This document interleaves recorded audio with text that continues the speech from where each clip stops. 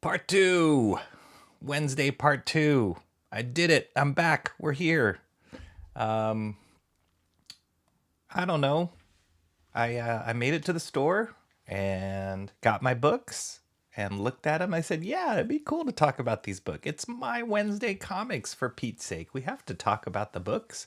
Again, on Wednesday, I can't push it to Thursday. Then that'll turn into my Thursday comics. Have to rebrand. That doesn't work." Had a little bit of energy after dinner. I will probably come crashing down in a second here, but let's squeeze it in, guys. Let's give it a shot. Let's try. What could go wrong? Welcome to part two of my Wednesday streams. Good to see you. For those of you who dared to come back, Comrade Sammy, glutton for a punishment. Yes. That's why you came back, just so you could hear that a couple more times. And emo trash, I do not have a sound effect for you right now, but we'll get there. We had some thoughts earlier today. Trains, gonna look up trains crashing, breaking, possibly. But yeah, I hit the schedule for the stream, went up, got myself a glass of hot water, old man hot water for after dinner, because if I drink tea, I probably won't be able to sleep. That's not true. Caffeine doesn't totally affect me, but usually a good cup of hot water after dinner is good. It's an old man, I think it's an old man Asian thing. One of my good friends, all he does anytime we go out to eat, whether it's breakfast, lunch, or dinner, he's always asking for hot water. And I was like, dude, that's like for old people. Why are you always ordering hot water? He's like, oh, it's good for your system. And he's like, you should try it. And I'm like, it doesn't taste like anything. It kind of tastes like, it doesn't have a great taste, hot water, just by itself, maybe with a little lemon. But I tried it and I kind of liked it. It's soothing. And then talked to another friend of mine, also happened to be Asian, and he did the same thing. He has one of those like set water heater pots, whatever, that just serves out hot water, and he's always got it filled. He's always drinking hot water. So I don't know, join the club, I guess. I guess I joined the club, but it's good. It's nice, soothing for the system, clears the throat. You're not adding any calories late night. So yeah, that's what I got. My hot water, cough drops, and regular bottled water or regular tap water. But Comrade Sammy, emo trash, great that you guys are here. It's much later on your side of the world, or your side of the country. So I appreciate you just popping in just to keep me company as I ramble about comics. It was fun. It's fun because I not only went to the comic book store, and for those of you who follow me on social media on X, I actually posted that I got Jason's book in a third comic book store in Amazing Fantasy. That was Frank's shop, which was the first trailer that I played today. And Frank is super cool. Frank watches my streams. He comments on my streams sometimes. So Frank, if you're watching this stream, hello. But he graciously said, yeah, put it on. I'll put it on the rack right now. He put it on his new, he has this one shelf or one rack that's all the new books come out on Wednesday. And it was pretty full today. There was a lot of books that came out today. And he's like, let's put it up in that rack right now. So there it was. And I posted some pictures, tagged Jason Unhinged on it, and he was pretty psyched about it. So there he goes. He's in 3 shops. I don't have any more books to give to the other stores. There's a couple more stores else I could have, but I don't have any more books. I wanted to keep one for myself, obviously. So yeah, I've done my duty for here in San Francisco, at least, that his books are out there at some of the major stores, which is cool. And then the other store that I did pick up some of the books that I have pulled in my pull box, they already had it up on their rack, so it was cool. It was cool to kind of see that happening, see that there. And even one of the workers at the other store, Comics Experience. She was like, "Congratulations on your book," and I was like, "Oh, it's not my book. It's somebody I'm supporting." She was like, "Oh, it's great," and they were just super psyched about it for them, on behalf of him. So it was awesome. It's really good. Good feelings all around. Good Wednesday comics feelings all around. It was fun. Warmed my heart, and that's not just the hot water talking. Emo Trash says she's here temporarily. She's about to watch a show. Okay, Comrade Sammy says, as for the poll, you don't have to vote no. There's also definitely not absolutely no. See, I feel I don't want to be a part of the constituency that makes you not stream. I want to be part of the group that forces you to stream. That would be fun. So I am withholding my vote. Let me see. Let me just check. I'm going to check your channel. I'm going to withhold my vote. You still have 3 votes. And my comment's still there. Yeah. Mark, I saw Mark posted. See? He's trying to get you to post too. Mark does it. You can do it, Comrade Sammy. You can do it. If I can do it, you can definitely do it.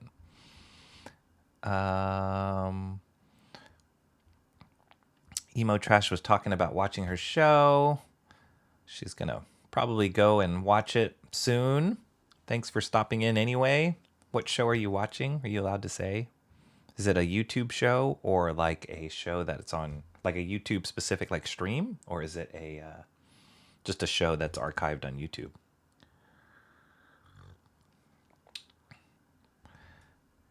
He'll have to pry that from my cold, dead chat ninja hands. You're talking about the sound effect? Yeah.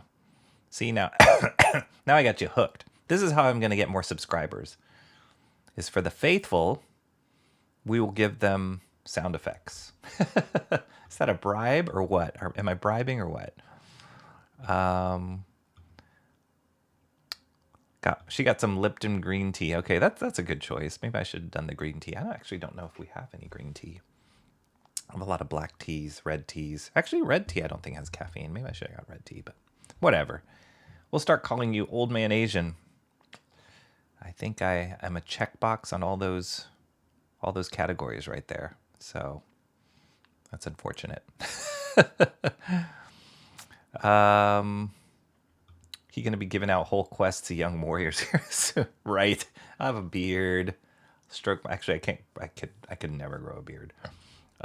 Which is ironic because that whole stereotype of the old man Asian stroking his long white beard, I could never do that. It would be like patches here and yeah, wouldn't work. Not that late. I could stay up for hours. Okay. From your lips to God's ears. But yeah, like you said, MMO is probably snoozing by now. He is. And I was just looking up the closed captioning too right before I went live, so I didn't get it figured out. I think I need some sort of special service to do it, but I'll keep researching. Excuse me. Cool, congrats for him. I think for Unhinged you're talking about. Don't even have enough subs to stream. You don't? Do you need subs to stream? Is there a set number that you need subscribers to stream? I don't even remember that I had it. That many subscribers when I started streaming. Yeah, I don't even think I had that many, so I don't think you need subscribers to stream. I think it's stream. Maybe it's streaming mobile. I know there's a little bit of a requirement there, but if you stream from your desktop, I don't think there's a minimal limit. What's up, Mr. Monkey Boy 1969? Welcome to part 2 of tonight, or today, Wednesday. Good to see you. Chilling this Wednesday. How many of you guys actually make it to a comic book store on Wednesdays? Do you not? Does anybody make it to a comic book? I think Cranberry Landers might. Awesome One says there is one store around him, I think, but he doesn't get to it that often. Do any of you guys have comic book stores near you? Or are you just living vicariously through me? I definitely feel blessed that I have more than one and that I can visit more than one in one day. It's kind of insane, but I do. And I actually found out that my daughter is taking this summer school class, and they are going to a comic book store tomorrow. It's like an art class, and they're going to walk to a comic book store tomorrow, Isotope Comics, which I haven't done the trailer for. I still got to work that out with James. But I was like, oh yeah, James, and blah, blah, blah. And she's like, you know him? And I'm like, yeah, I know the guy. And I've had many conversations with him, and he'll be great. And so it's just fun to have this community and be connected to the community and all just around crazy comics. I don't know if I want to expose myself to chat, Emo Trash says, but I'll disclose it's an old series I watched as a kid when it was coming. Oh, okay.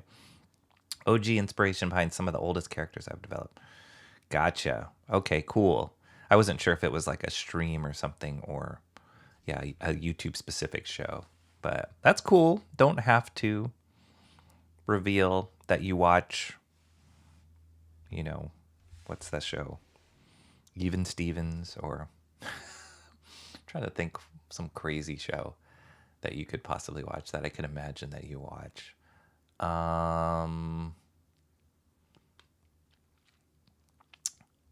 was that burger show? With Keenan Thompson. Oh man, I'm trying to think of old like Nickelodeon shows. Sorry. The oldest, actually, yeah, I've only got one that was directly inspired from it. The others were created to separate her from that original inspiration. Cool.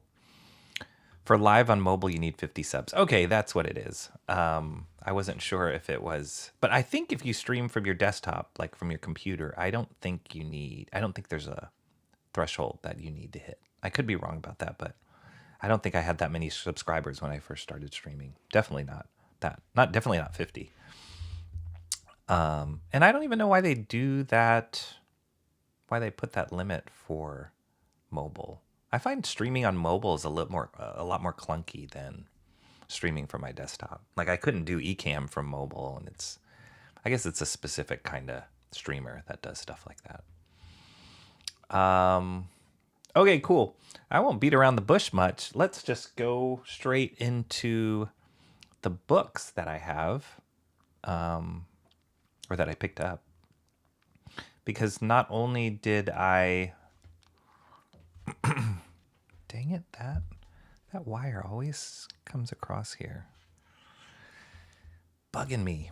Not only did I go to the comic book store, but I also went to a different library that I actually never have gone to before. I was just happened to be in a part of the city that I don't normally go to. And I went to this one library and checked out a couple books, and I'll pull those out too. So, yeah. Okay, cool. So this is one of the first books I picked up today. None of these books that I picked up today are new. So they're all ongoing series or ongoing miniseries that I have. They all just happened to come out today. And I was thinking about that just now, of like, oh, there's not really a new book that's come out that I've picked up in a while. But it's pretty interesting that there are these books that I'm ongoing, an ongoing viewer, ongoing subscriber for. Like Void Rivals, like I'm already up to 10. I have not followed a book to issue 10 in the longest time, or like 10 issues in a row. So that's something to be said about the creative team and the story that they're telling. I mean, Void Rivals was killing it for me when I first discovered them and the Energon Universe books and Transformers, G.I. Joe,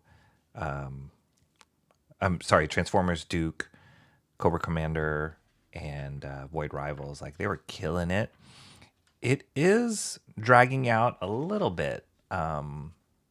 The story is now. They're kind of dragging out. I don't know how long they're going to keep going on Void Rivals. It seems like it's more of an ongoing series than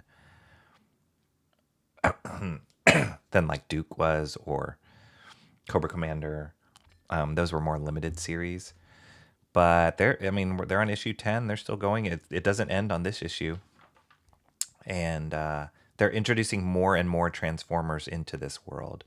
But the artwork has been consistently awesome. I'm simultaneously reading that book that I talked about a couple streams ago called Oblivion Song. That is by the same team. It's by Robert Kirkman and Lorenzo De Felici. And it's great. It's a good read. And so, yeah, I'm just impressed by this team that they're able to produce ongoing work and at a fast clip. And I'd say that Felici's style has even gotten a little bit looser, but I like it where it's going in this Void Rivals a little bit more than in Oblivion Song. Oblivion Song is good, but it's not as like free flowing that it feels like here. But yeah, it's been cool. I love the colors too in this book. I should send you some Sherlock Holmes comics sometimes, Rocky. I know you said you'd like the artist of them. Yeah, that would be awesome. I mean, you can even link me to them or whatever, but that would be great. Has there any been modern telling of Sherlock? I mean, I know you're probably reading like the classic, like set in the classic period, but that would be good. Like Sherlock Holmes is such a great character type, and Watson and Moriarty, his rival. So it's a super cool story setup. This is beautiful stuff, though. I love how he draws faces, and his robots are cool. He's a good designer. In that podcast I was talking about last stream this morning, the Ink Pulp podcast with Mark Millar, they were talking about, or Mark Millar was saying how a lot of the hot artists now are coming from Italy and Europe. And he mentioned, I believe he mentioned this artist, but one of the artists on the Ink Pulp podcast is Matteo Scalera, who's worked with Millar before, and he's incredible. He's really good. He worked on a book with Mark Millar called, oh gosh, it's a spy book.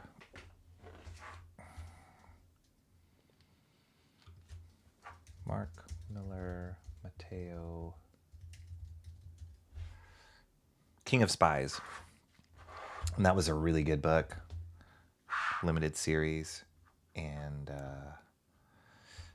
I'm sure he's going to continue working with Mark Millar probably, but you guys should look up Matteo's. I just joined his, he has a newsletter called, it's not Drunken Shark, is it? Stupid Shark? It's called Dumb Shark. If you go to matteoscalera.com, MatteoScalera.com. Actually, I'll go here.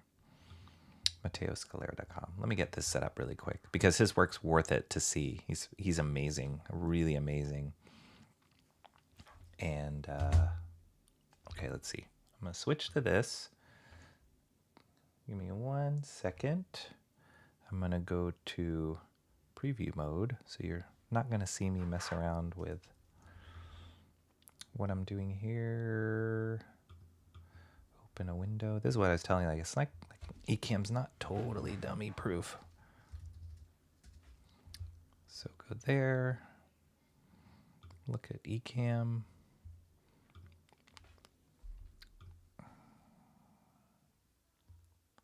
Safari. Here we go. And make it smaller.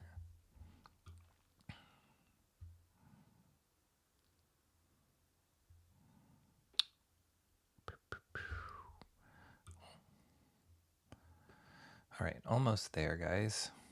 Just trying to resize it so that it fits on screen. Okay, let me go to live mode and then there. Boom. Okay, cool. You guys see that? So this is Matteo's website, and he's so good. he worked on. There's the podcast I was talking about right here. Ink Pulp podcast with Mark Millar. And then these are the books that Mateo's worked on. Black Science. That's the newsletter that I just subscribed to. Let's look at his art. Books by art? No. That's like his original art. Where's your art, Mateo? I know I saw a link for his art. New release, Dumb Shark. No. I thought there was a gallery on here of his art. Well, let's just go look at his Instagram.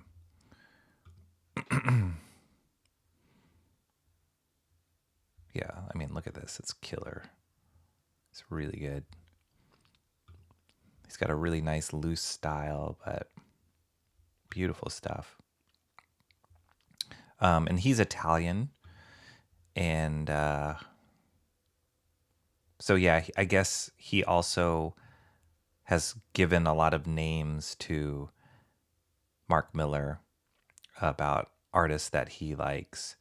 And Mark Millar's reached out to those artists and worked with them too. So he's kind of got his finger on the pulse of like the hot artists. And apparently, I guess there's like a bunch of Italian art schools for comic books. And a lot of these artists are all coming out. They're like his contemporaries. Oh, yeah, I think he did One Fine Day. He did do an ambassador's book, like that book that we looked at earlier today with Travis Charest. He did issue 6, the last one in it. It was awesome. I think he did a book of Mr. Freeze, One Fine Day, One Fine Day? I can't remember if that was that. There was like a whole series on each villain. Anyway, you can see his work. Super awesome. Really good. It's funny because on the podcast too, they make fun of him. They say he's like really full of himself, and they always make fun of him like having a huge ego. But he is so good at drawing. Boop. Okay, so that was Mateo's work. But anyway, yeah, I think this artist here, going back to Void Rivals, is also an Italian artist. I don't know if he's friends with Mateo, but you can see they just have like a command of comic book art and drawing in general, and a certain look to their stuff. Destro preview again. And yep, so that's Void Rivals. Pretty awesome. Good stuff.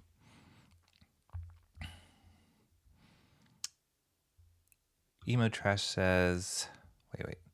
Sherlock Holmes has comics too? And Comrade Sammy says, yep, they're the old 1950s one. Wow, I'm intrigued.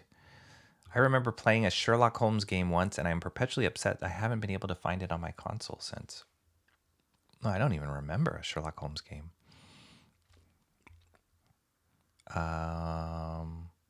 The Sherlock game I played was called The Devil's Daughter. Oh, that sounds cool. I remember Sherlock Hound. I think that was like a Miyazaki cartoon. Hey, are you live, Rocky? I am. And go figure, Mr. Cranberry Landers is here. Go figure. We got something new. Check this out. This is a cranberry full of power. There you go, man. I clipped that today after that first stream. I'll play that again. This is a cranberry full of power. That was from Ocean Spray. That was from an Ocean Spray commercial.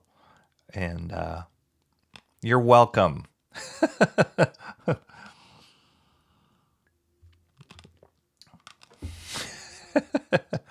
Nice colors on the Void Rivals cover. Yeah, that's one thing that's pretty striking with Void Rivals is they go like full on neon with the colors, but they're really nice. I like them. I tend to like bold colors in my own work. Like more stylistic colors than realistic colors. So yeah, I love they're just kind of hitting that saturation button all the way up to the 10 and like pushing it. So it's fun. It looks great. And there's a great balance in there of what they're doing. And you can kind of get who's on which team very quickly, which I love. That sounds unsettling. Good.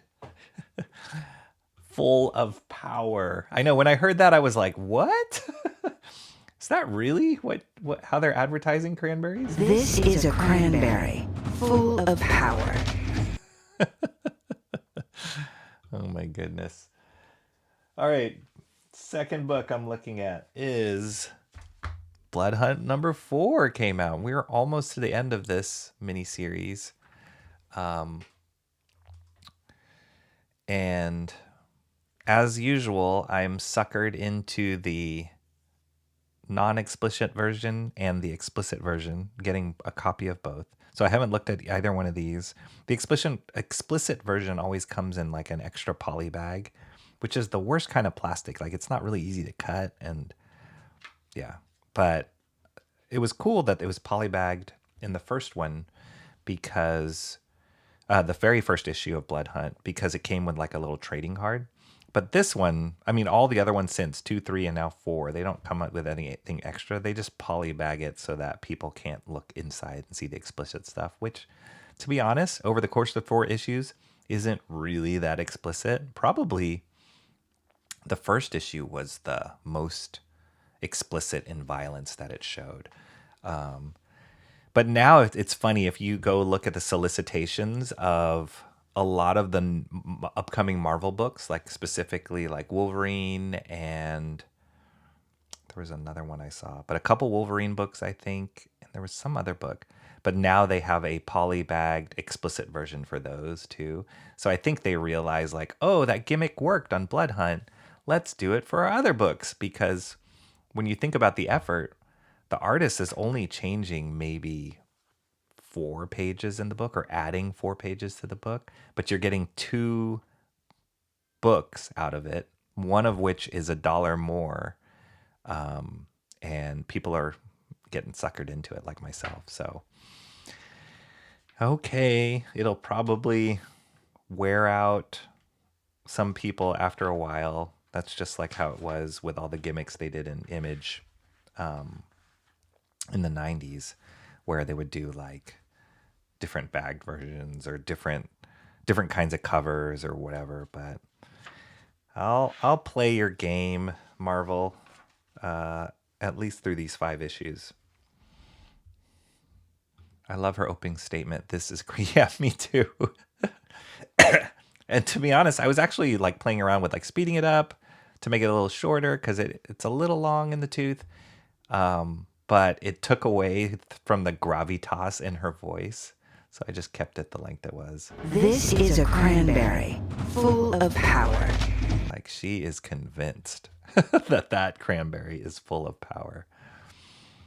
Great covers. Cool. Make cranberries sound like they're a forgotten infinity stone. Totally. Cranberries are full of antioxidants and are good for you. Thank you, Rocky. Yes, they are. I just don't know if they are worthy of that kind of introduction, but you are, mister. So there you go. Cranberries are some good stuff. I cannot lie. My wife, she got this recipe from one of my good friends, but she makes it usually anytime we go to Thanksgiving or some sort of party gathering. She'll do this cranberry relish, which is like, what do you call it? Not diced, but pretty much diced, like blended cranberries in a food processor, and jalapeno, and I think either lime juice or lemon juice. And then you mix it all together and you serve it on top of a block of cream cheese with crackers. Oh my gosh, it's so good. That's like my favorite cranberry dish. It's like a relish. It goes great during Thanksgiving meals, any kind of meals, but it's such a hit. I think the cream cheese too also takes it over the top. Did I mention there are also Sherlock Holmes manga based off the... Yes, I've seen those. Based off of the Cumberbatch, right? Yeah, I've seen those. I haven't read them yet, but I have seen those. Thanks, Emo Trash. Thank you. Cranberry relish is muy delicioso. It is. It really is. Okay, let's see. No changes here in the book or in the pages. These look the same. These look the same. Wow, that's an awesome... Oh, whoops. That is an awesome vampire. Dr. Doom is now in this. Pepe Larraz is great. He's another artist. I don't know what country Pepe Larraz comes from. I don't know if he's Spanish as well. Let me look up Pepe Larraz. Where are you from, Pepe? Oh, he's Spanish. Yeah, so Europe, man, they're killing it. A lot of the top artists in comics, mainstream comics, are from Europe. It seems to swing from different countries to different countries. But yeah, right now, Europeans are killing it.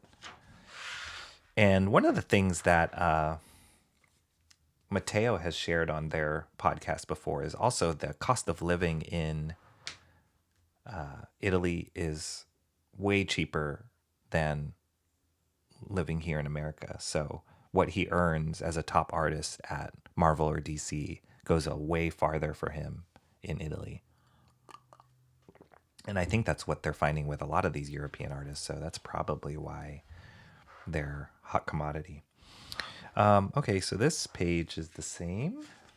I don't like it when it doesn't line up. I get very confused.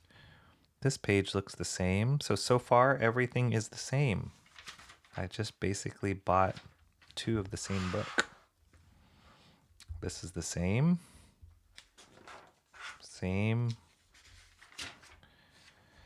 Oh, cool, Wrecker. I love me the Wrecker. Same. Same. All right. If they totally con me into not having any new pages, I will be upset. Okay, this is new. So we go from this page... Oh, whoops, you can't even see it. How do I do this?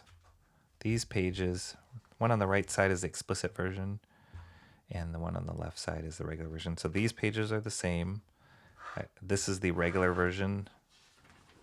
Blade's drinking something, and then they've got this like crazy sacrificial altar in the explicit version, which it's not that explicit. I mean, it's like a bloody sacrifice, but not that explicit. Something's going on with Blade. They have that here. That's the same. And we got a full moon here with vampires. That's the same. Now we're on the same page again. Everything looks the same. There's only one change so far. Ooh, cool. Awesome Moon Knight. Moon Knight's cool. Cool character, but looks the same. They're just throwing in every single character into this Blood Hunt book. Aha! This is different. This is like a double page Moon Knight Massacre. That's cool. That's very cool, actually. And they don't have it in the regular version. Okay. You guys are convincing me a little bit. Then we go, this is here. This is identical. Identical. Thor is back. Thor is back. Same picture. And then end hero shot. So it's only those 2 spreads. I'm feeling a little gypped. But I only have one more issue to go. So it's not like I'm going to stop now. Hopefully issue 5 of Blood Hunt, they really go all out on the explicit version. But yeah. And now I'm wondering, like, are they going to release a regular version and an explicit version trade paperback? Then they'll double dip again with it because people want both. So double whammy.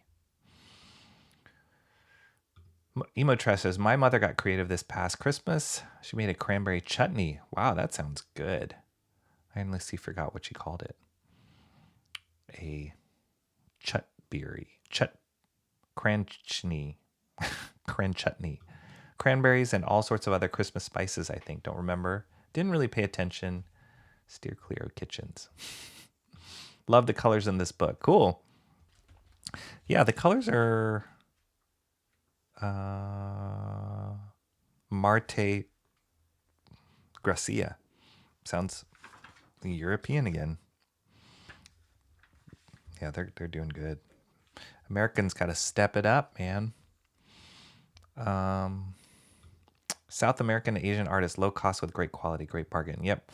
I mean, you can't beat that, right? That's where a lot of, not just in comic book industry, but in many industries, the different costs and how expensive it is to live in America. You like the Wrecker? That's cool. Yeah, I always thought like he was just kind of a unique, well, not unique, but like he just had a crowbar. And to be honest, I think I had like one of those Marvel's Who's Who books or Marvel Universe handbooks that had the Wrecker in it. And so that's right. I had like the issue that was like the end of the alphabet. I remember there was like a character that was like Zax or something like that, like a lot of X's in his name. But I would just pour through that book over and over and over again. And those characters, because I was young, those characters became kind of my favorite characters. And Wrecker was in there just because he started with a W. But I don't have super ties to him. But yeah, his Wrecker. Blood Hunt. There you go. Blood Hunt, issue 4 of 5. Bloody sacrifice is rookie activities, clearly. Yeah, I guess. It ain't sacrifice if the subject is already dead. Yeah. Maybe I'm too jaded. I'm just like, bloody sacrifice. That's not explicit. Satanic rituals, whatever. Okay, so this next book, this I think was supposed to come out last week, but because the first week of the month, it was Geiger, issue 3, if you guys remember. And then I think Redcoat's supposed to come out the second week, and then Rook Exodus the third week. Well, Redcoat did not come out last week, and Rook Exodus 3, which is the next book I'll look at, did come out this week. These two came out this week, so I think something delayed or whatever, but always excited to see Ghost Machine's books. They're top-notch. They have not wavered in quality. All 3 of them have been excellent reads. This is the one that is based off a history emo trash, so if there were a new book I were to recommend to you, I would recommend this one. Great stuff, great art, and Simon Pure, the main character, Redcoat, has now teamed up with Albert Einstein as a 13-year-old, and he is, I don't know if it's negotiating, but talking with the other kind of immortal in this world that he knows of, which is Benedict Arnold, right? Yeah, Benedict Arnold. So he got cut with an axe the last issue that is affecting his mortality or immortality. And so he's trying to get help from Benedict Arnold. And then I guess they're talking about it's like a cursed axe or whatever. Pretty cool.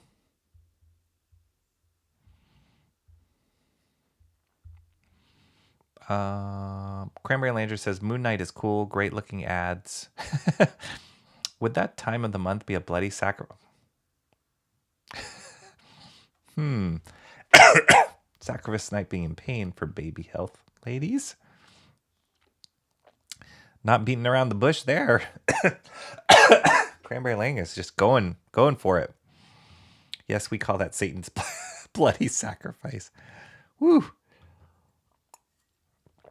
Too bad men don't have that. No, I'm glad that we don't have to deal with that. I'm eternally grateful for the ladies who have to go through that for the sake of humanity. But I don't wish that upon anyone. It sounds horrible. That's because Emo Trash says that's because God knew that men couldn't handle it. I think that's true. I absolutely think that's true. I think if men had to go through the same things women did for the sake of propagating the race, the human race would have ended a long time ago.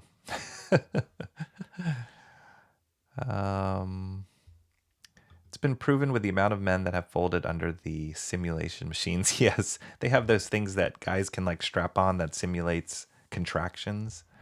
I never tried one of those myself, but I've heard about them. I think when we were going through, what do they call them?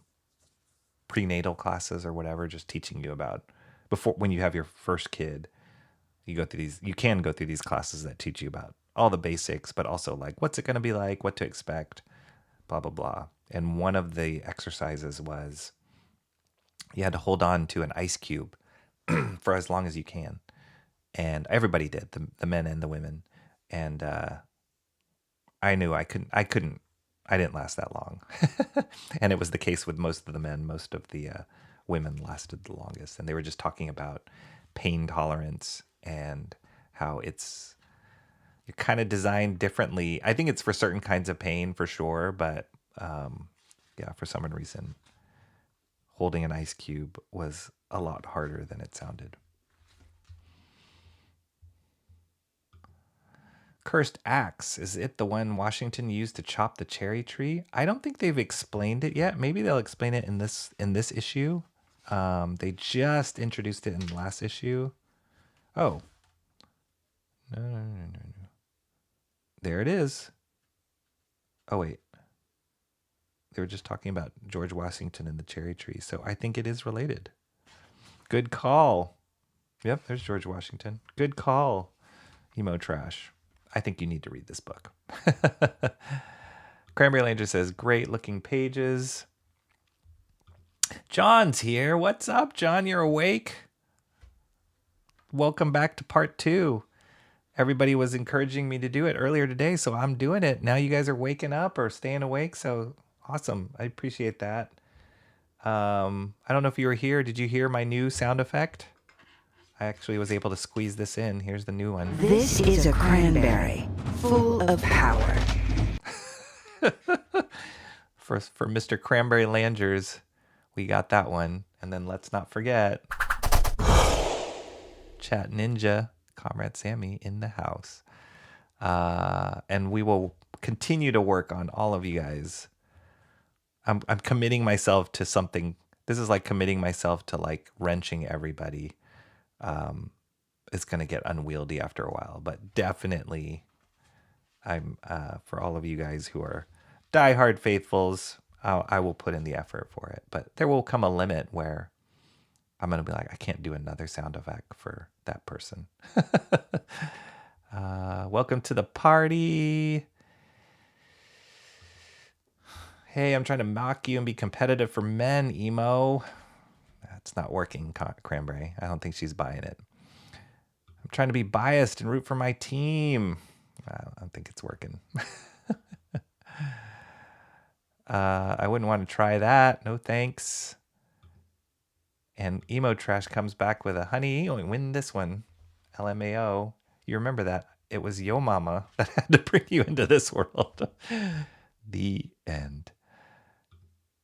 Yep. They are. Yep.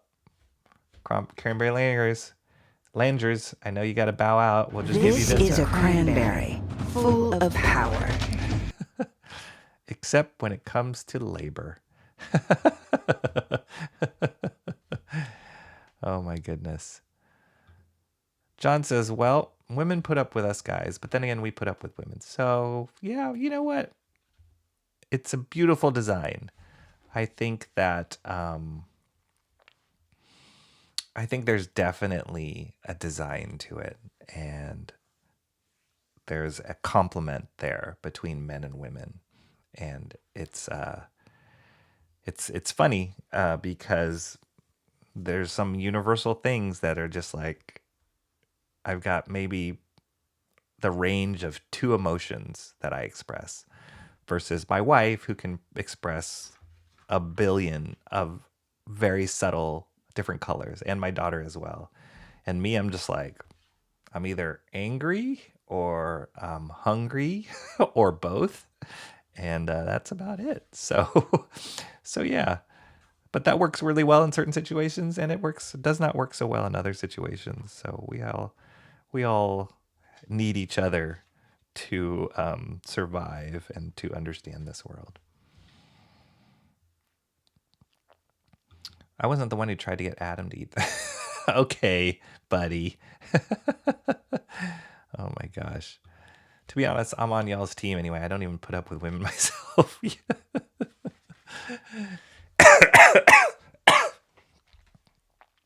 Yeah. Sometimes sometimes crazy goes beyond gender. Anyway, this issue looks awesome. Colors on point, artwork on point. I'm sure the story's going to be fun. So it's great. Good job. Ghost Machine, Brian Hitch, Geoff Johns, Brad Anderson. You guys are killing it. It's funny. Simon and Albert discover the power behind the founding fathers, and it ain't good. It's good. Here we go. Is a little character sheet on Benedict Arnold. He's a total jerk, but it's funny. He's a funny jerk, kind of a likable jerk. All right, there we go. So that was, oof, I love this. I love this double page spread. Very cool.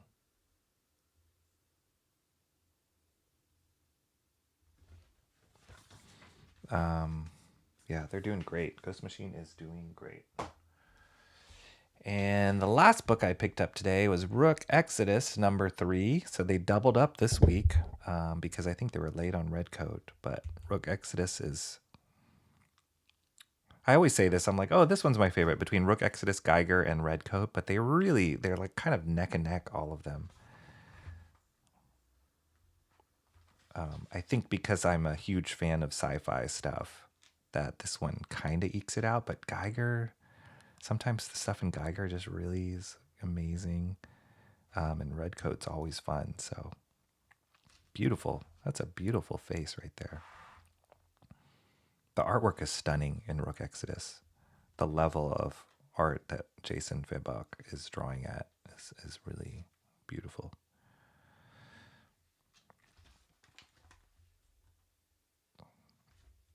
These giant turtle, like, vehicle, boat, city things. Awesome.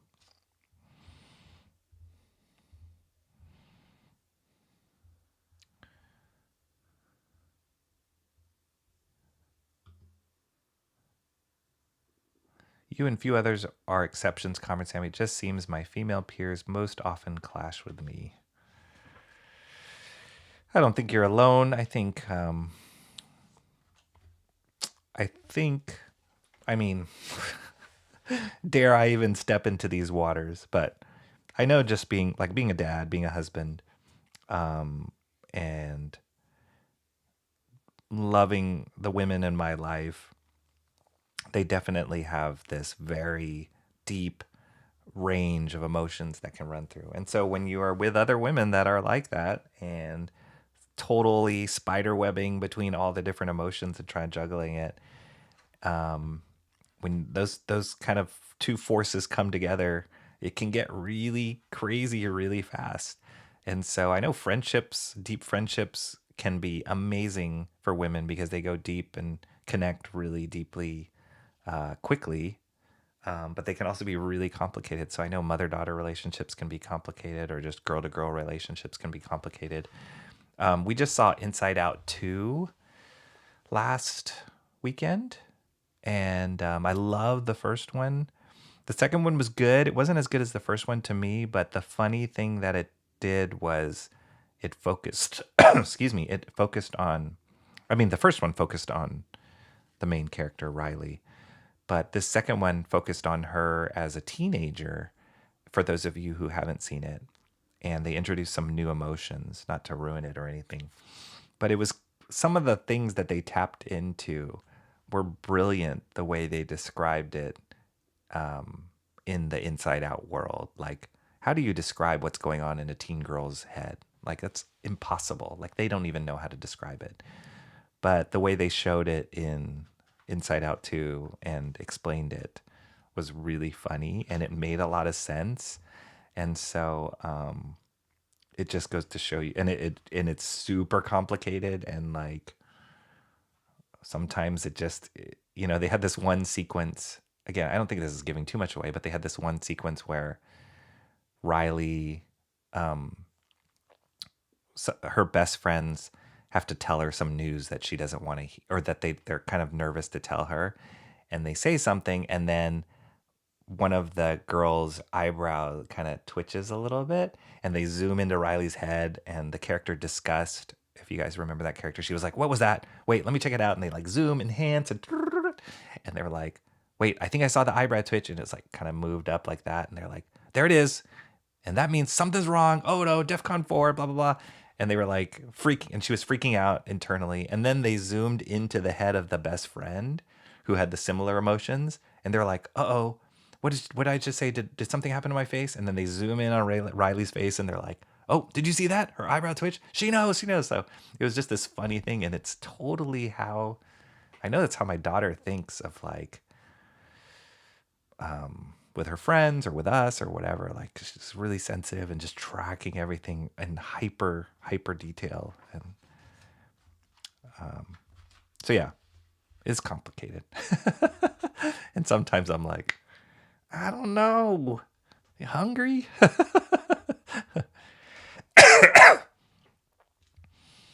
Let's see.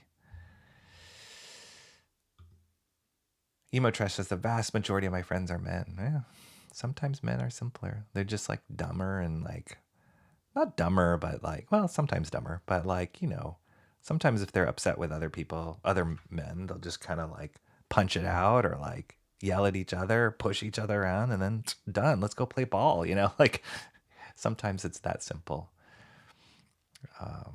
Cranberry Lander says, I like ladies, less false bravado. I tend to get along with women more, unfortunately. Emo Trash. Less false bravado. Where have you found these women? Comrade Sammy says, it's okay. I've been there too. I had my sister and mom who I grew up with. I understand a lot of how they think, what they value. Men are crappy often. I get some of the feelings towards them. Yeah, I mean, it's all, it's not all the... there's a lot of problems with dudes too. Not dealing with things, not being in touch with how they're feeling, lashing out at stuff because you don't know what's going on, all sorts of stuff. But there's a mix, there's a range. Don't want to just pigeonhole people, but there are similarities for sure. Anyway, back to comics. This is amazing. Look at this huge vehicle in this forest. This is Ursa, the big bear dude that came in at the end of issue 1 and killed one of Rook's friends. The world building in Rook Exodus is amazing, incredible. They're introducing all these new, wow, look at this dude. This like, do you hear my cat? They're introducing all these different, what was the name? What did they call them? They had a name for the different tribes. I can't remember. Or the job of the people that controlled the animals. This guy's a turtle dude. Incredible. Turtle shield. Great turtle helmet. Love the helmet designs in this.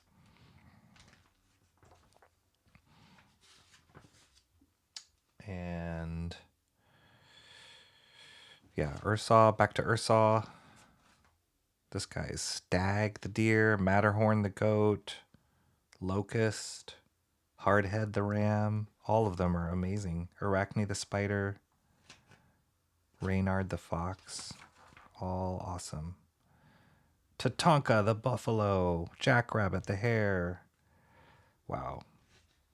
This guy's even awesome. The rooster. There's Ursaw. Quito mountain lion. There he is. Wow. Pythons. Warhog, the new warden. Wardens. That's what they were called. Wardens. Wow. It's going to be an all-out battle. The War of the Wardens. What a setup. Incredible. So, I want to say simple, the concept, but the execution is stunning. Outstanding. Great, great, great, great. Rook Exodus. Highly recommend. I haven't even read this issue. I'm already so sold on this book.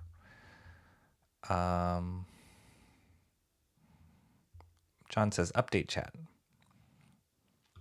Emo trash. I personally have the opposite experience. Most of the men in my life have been exceedingly more straightforward with me and easier to get along with.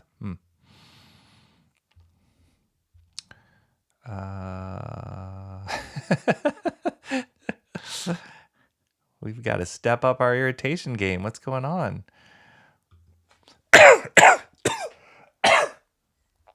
Women in my lived experience like to play all sorts of mind games, cry wolf when you don't play the game. Gosh. Now I'm getting to understand why you're named emo trash. I get it now. That's a whole nother level to your handle. Cranberry Langer says, I really enjoyed Inside Out, one of the best Disney movies of the last 20 years. Yeah, it was really good. It's not my favorite Pixar movie, but I really enjoyed it. I loved it because Pete Docter was the original director on that. He did not direct the second movie. I think because he's too busy running Pixar now. He's in charge of creative at Pixar since John Lasseter got ousted out. But Pete Docter did Monsters, Inc. also, and what was the one with the Soul? So he loves to take like really abstract, deep thinking concepts and then characterize them, which Monsters, Inc., Inside Out, and Soul, all these kind of like, yeah, very abstract ideas, but he does them so well, and he's got such heart in his movies. So yeah, I really love the first Inside Out. If you like that one, I think the second one's it's good. It's good. It's good to watch. It's not as good as the first one in my opinion, but it's good. It's good. It's definitely one of the better Pixar movies to come out in a long time. Basically, say what you mean and mean what you say. Try to avoid those that don't. Yeah. Everyone's got weaknesses. Yeah, we all do. Nice. I like the color scheme for the different locations. Yeah, they're also using color really well here in a very different way than Void Rivals. Not that it's the same colorist, but this guy is the same colorist on Geiger and Redcoat and these books. Yeah, I don't know how they keep up with the schedule at this level of quality. It's pretty impressive.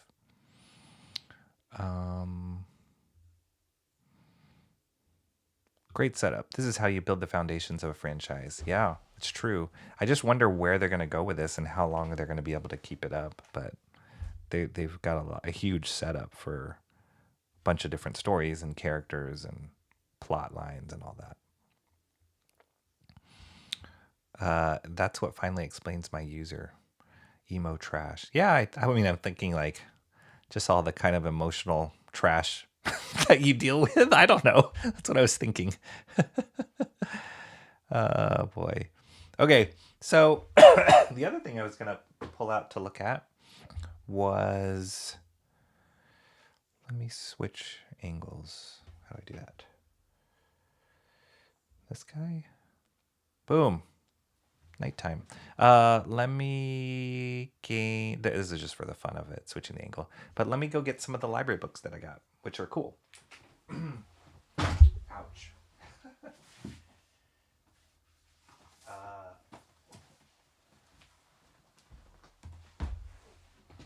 I got a lot.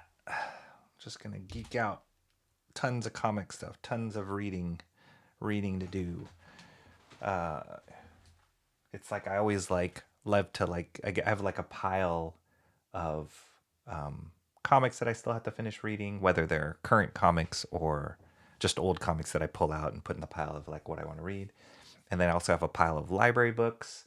And so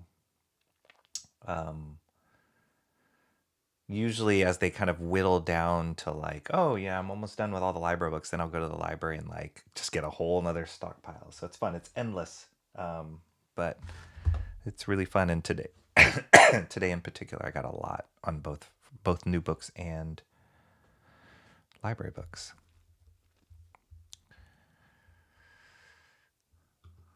Quickly moving on. Got lots to talk about. I already streamed today, so I don't feel like I have to like jam pack it all with stuff, but I also have a lot to look at, so just for the fun of it. Neal Adams,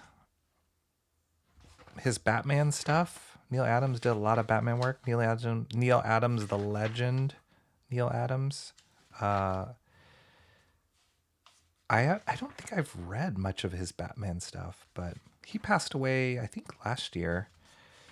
But he's right up there with like one of the greatest ever to draw comics, and you can see why. Like he just had such a command of anatomy and made things like realistic, more realistic than they were, than like say Kirby or Steve Ditko, and he brought this sense of realism to it. He was also the one that did that series where the Green Arrow series, the famous Green Arrow series, where they dealt with drugs and how Speedy was hooked on drugs, and they kind of approached that concept in comics, which was cool. But yeah, and then Neal Adams, he made his own comic line. I believe it was called Continuity Comics, and had some characters that he created, but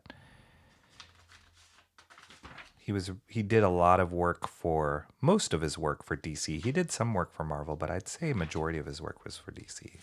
So yeah, this compilation is just, I think Neal Adams wrote the story too. Yep. And then some super talented artists as his inkers: Michael Golden, Scott Williams, Bill Sienkiewicz, Paul Neary, Josh Adams, Kevin Nolan. Huge artists in their own right. So when I saw this, I was like, oh, I'll check it out. But I don't know anything about this storyline. But the art looks awesome.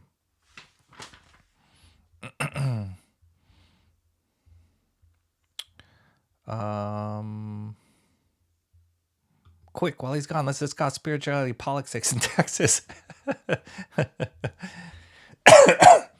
You guys can talk about it. It's fine. It's fine.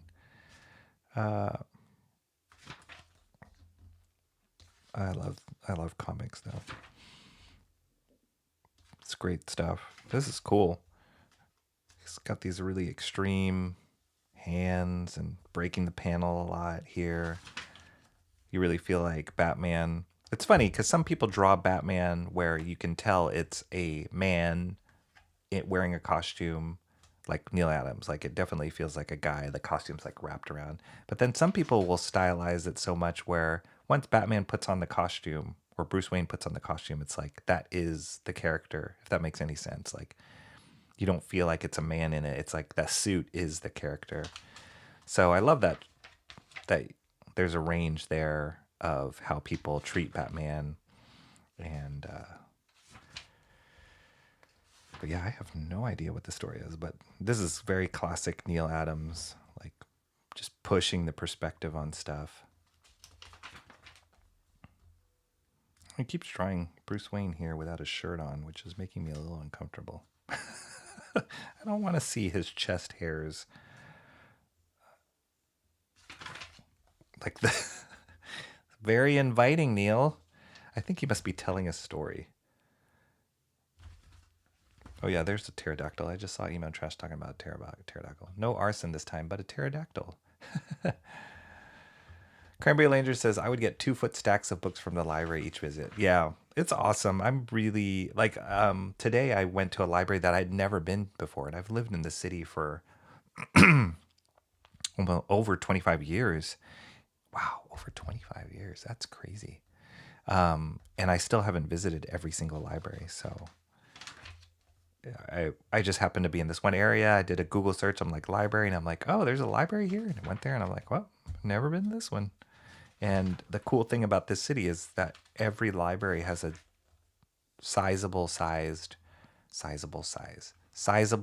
graphic novel section, both adult and then teen graphic novels. So I always love, like, that's where I beeline straight to those sections in each library and check them out.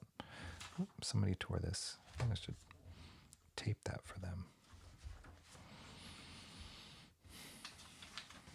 Wow, this story is epic. I don't know anything about it. Never heard about it, but there's a lot of pencil mileage here.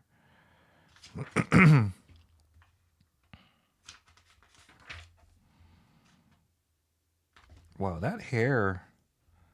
Somebody did some crazy Photoshop on that work of using real hair. That's weird. That does not work for me. Can you see that? It's like, it looks like they took a photo of hair and then mapped it onto. Yeah, that looks really weird. I don't like that. Too fancy. Here's the pencils. That's why. That's what Neal Adams gave them. And they're like, yeah, we got it. And he did this weird. That's weird. Wow. Great drawing. Yeah, Neal Adams definitely leaned towards more realistic anatomy and rendering. And I think that's what made him so, his artwork stand out at the time that he became popular, because a lot of the artists at that time were more stylized, more classic comic book artists. And when he drew the characters, they looked so real and they just popped off the page.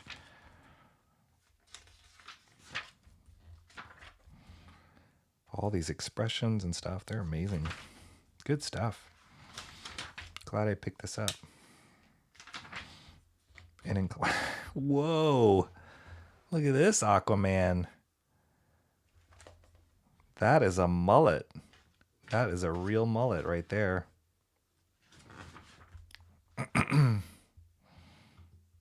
No arson this time. Pterodactyl. I think I saw him selling this book at a convention a few years ago. Oh, really? Okay. Yeah, when did this come out? 2012. This is weird. I don't want to see Bruce Wayne shirtless with a glass of 3 egg yolks and a banana. That's weird. Makes me feel uncomfortable.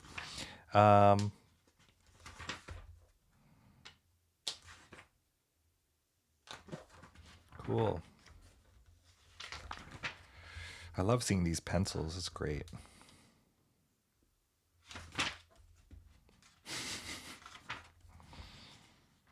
Wow, that is jam-packed in there.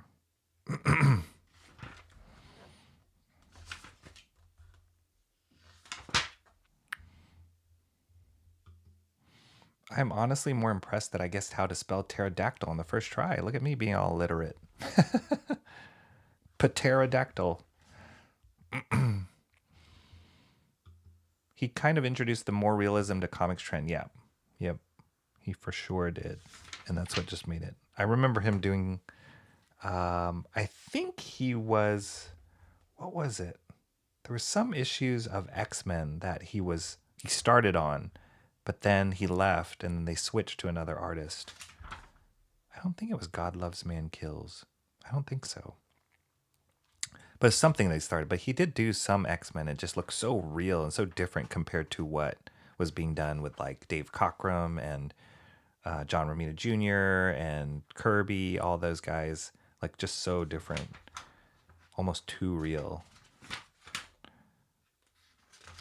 But it works for like Batman. Here we go. Shirtless Bruce Wayne. Like, dude, it's been like how many issues now? Put on a shirt, man.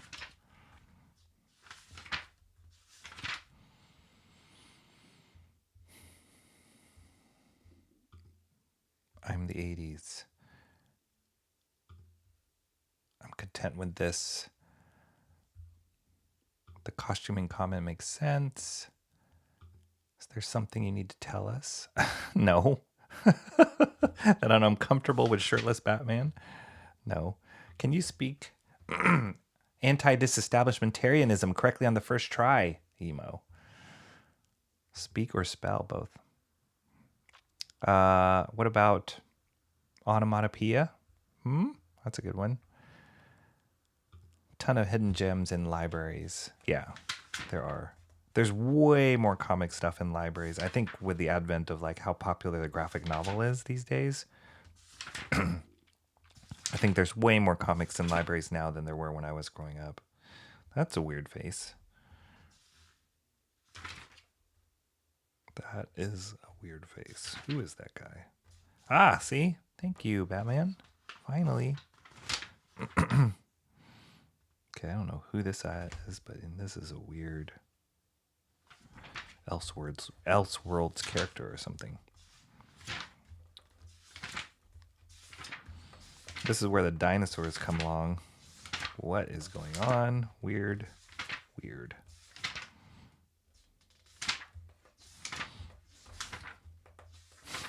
Yeah, it seems like he's telling a story or something. Right, cool.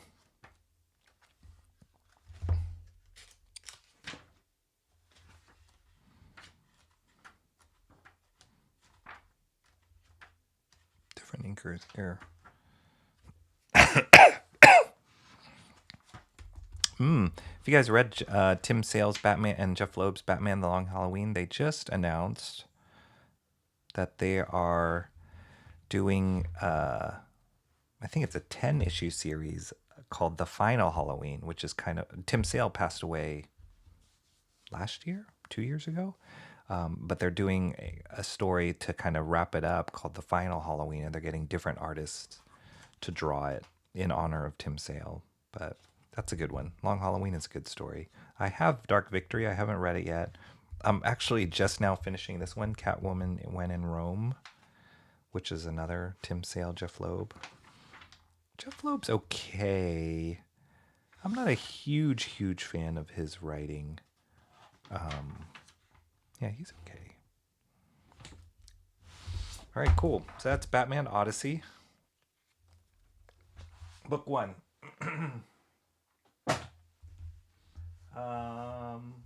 This are books by the Geiger team. Geoff Johns, Gary Frank. I've never read this. Batman Earth 1. And they had 3 volumes. Pick these up.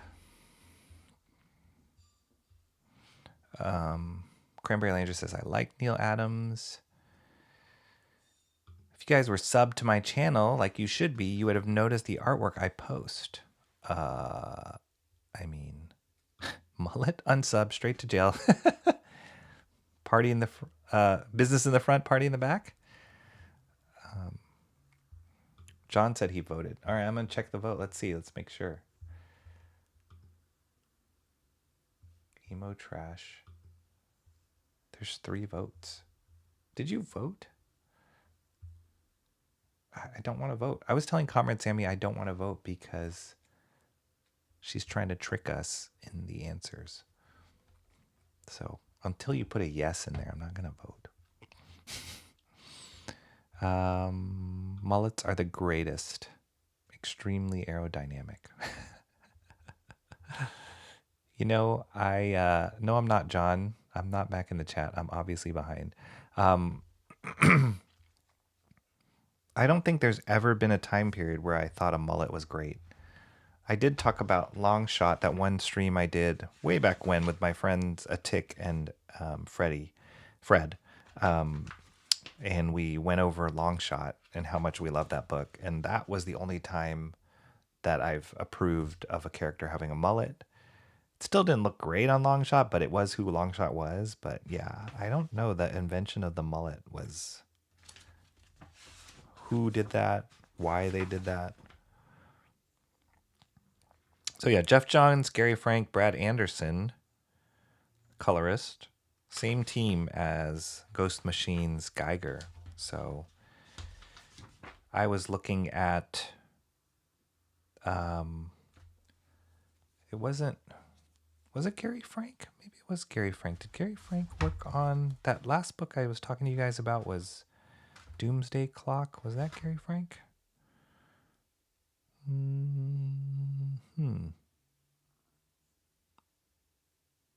Geoff Johns. I don't know. Maybe this was before Doomsday Clock. It could have been Gary Frank also. But they're a great team. So these guys eventually became Ghost Machine. So I was in on picking up their book or picking up this story. Yeah, I just find there's so many stories in DC and Marvel that I've never read that are, landmark stories that I just kind of slipped past me. It was probably the period of time where I fell out of comics for a while. But it's kind of cool to get back into it and then just find this like wealth of material.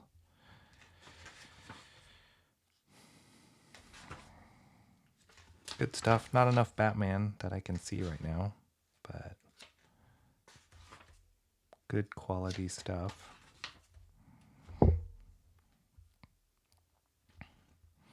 Comrade Sammy says, are you talking about the artwork, Emo Trash? What was Emo Trash saying? The mullet. Yes, I think. Maybe he thought drawing the suit made him look too corny. Maybe he wanted to get closer to realism, seriousness with the shirtlessness. I don't know. Maybe? I don't know. I mostly used my hometown library for looking at art books and getting comics. Cool. It's a great way. I mean, when you think about it, it's like it's all free. Our library system in the city, I don't know if this is how it is in other cities, but they got rid of any kind of late fees. So you technically could hold on to a book forever. If somebody else requests the book or puts a hold on the book, then they'll give you like an email reminder of like, hey, your book's due after 3 weeks. But I don't think they charge late fees. I know they don't charge late fees anymore. And so it's pretty incredible that we have access to all this stuff. And that's always a factor in my mind too. When I see a new book come out, I'm like, well, if it came out in the library and I could read it for free, do I have to own it? And if I say yes, then I'll buy the book. But if I don't, then I won't. Here's Batman shirtless again. What is going on? But he's not as hairy as Neal Adams drew it. Maybe that was the realism I wasn't getting on board with. The hairy chest. It's like, that's a little too much.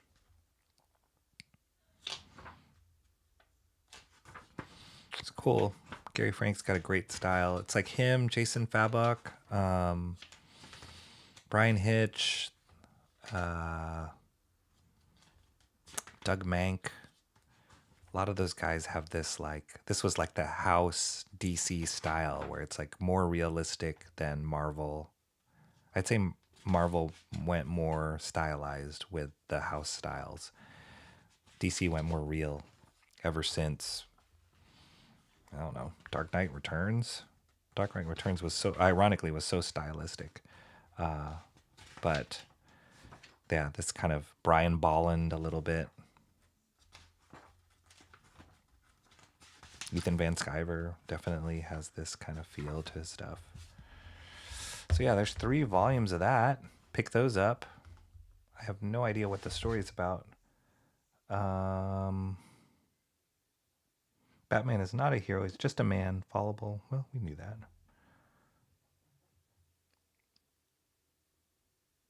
Geoff Johns. Oh, okay. I guess because they did Superman Earth 1 first, and now they're doing Batman Earth 1. More real.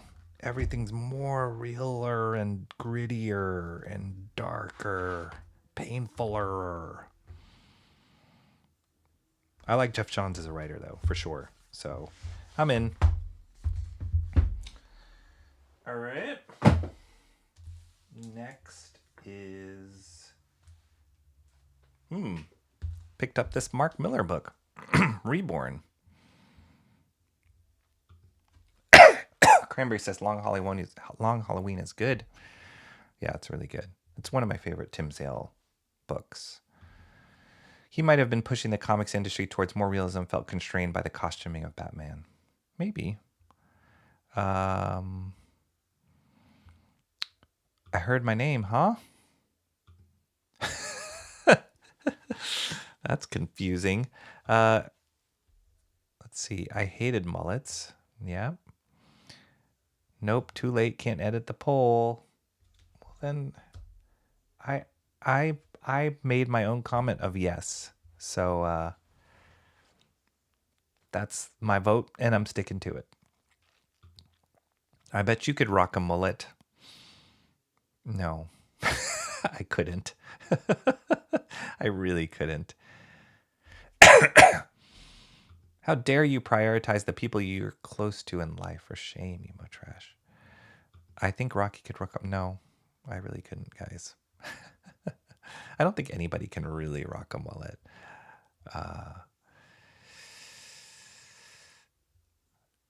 Let's see. I like Frank's style. Yeah, he's good. He's solid. He's definitely a solid artist. More Batman. Yep.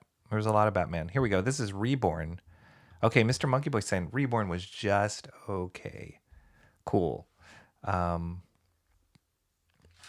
do like Greg Capullo. He's another one of those artists who just cranks out the work.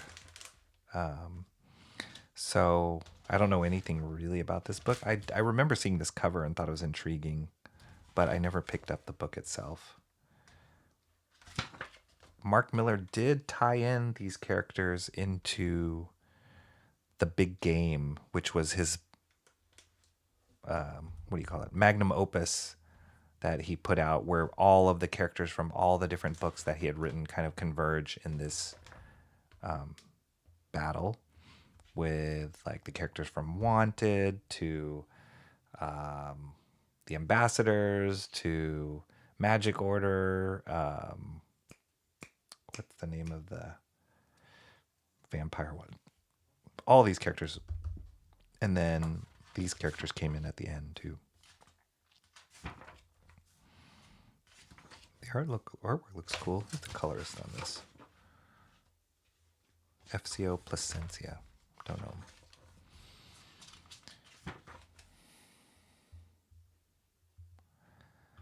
Bruce Wayne needs to keep the rich boy cut. Yeah.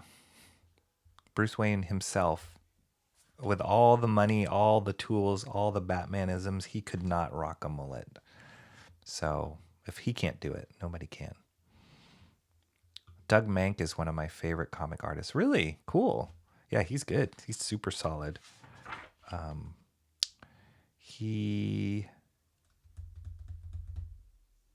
know he did a lot of work on Green Lantern. Was it Doug Mank the same one?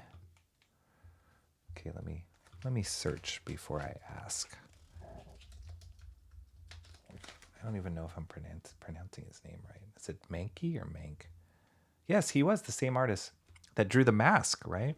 Which is funny to think that, like, then he drew Green Lantern after, or not after that, but that it was the same artist. Because I know The Mask, when it first came out, was like really zany and kind of different, bizarre. But yeah, he worked on JLA, Batman Final Crisis, Green Lantern.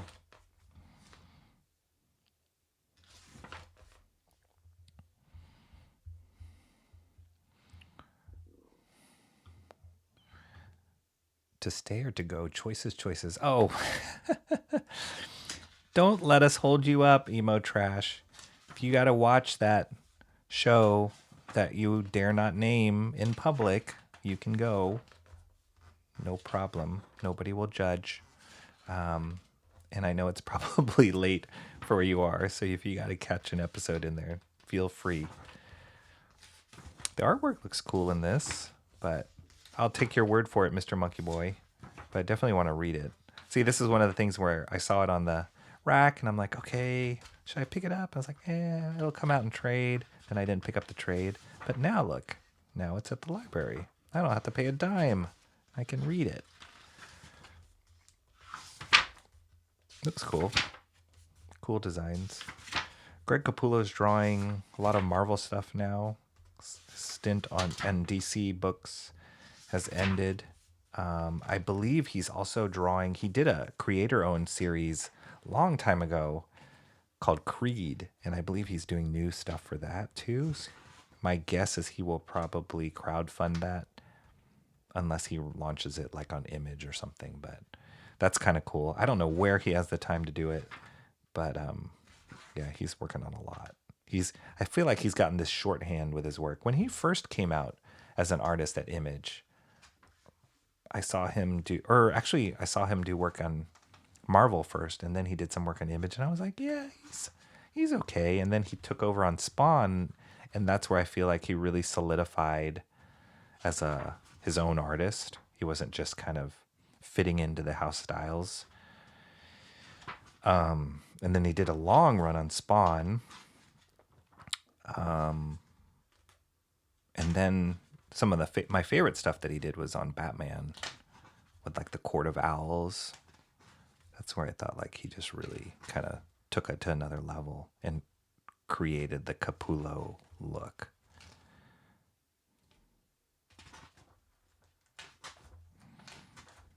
It's cool. Artwork looks cool.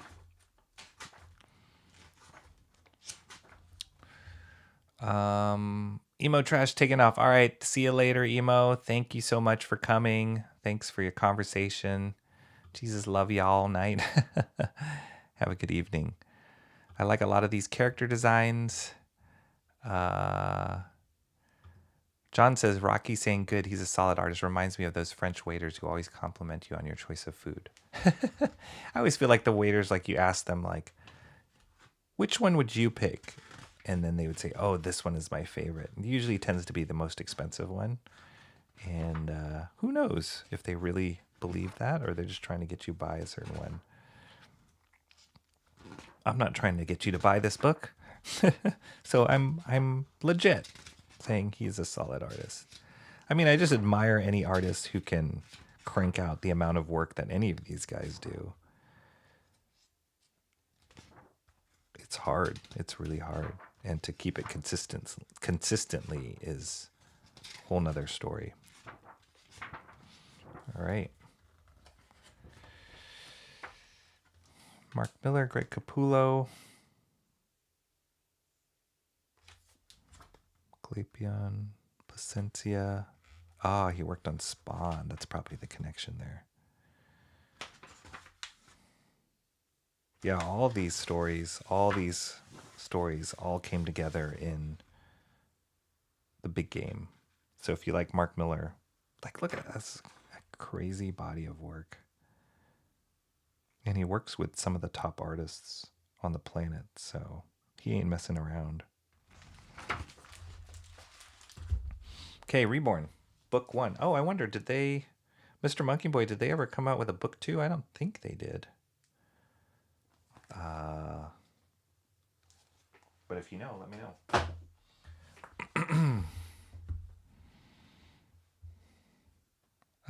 Let's see. Emo Trash taken off. Bonne nuit, toi. John says, no idea what that means. No, good night, then I think you. 2? Good night, 2? Good night to me. No good night to you. Oh, that's not nice. Okay, Rumble. I've heard about this series. James Harren's a great artist. Just picked this up from the library. I've heard about the series. There's a lot of volumes of this. The cool thing with the library is sometimes if I'll see like volumes 1 through 5 or whatever, I'll just pick the first one. And if I like it, then I can go back and get the other ones and instead of borrowing them all at the same time. Unless I know for sure I like it. But this one I wasn't sure. James Harren, I'd say his artwork reminds me a little bit of Daniel Warren Johnson. There's another artist that I've talked about before in previous videos called James Stokoe. They kind of have this like exaggerated, oh goodness. What is his name? Dang it. His name is...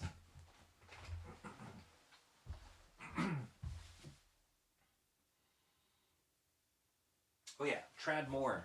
Trad Moore is another artist that I feel like lives in the same world. Trad Moore did Luther Strode, and he did Ghost Rider, the Robbie Reyes version. But it the art style it's like a little bit more exaggerated, or definitely more exaggerated, stylized. Has a high intensity, high impact action,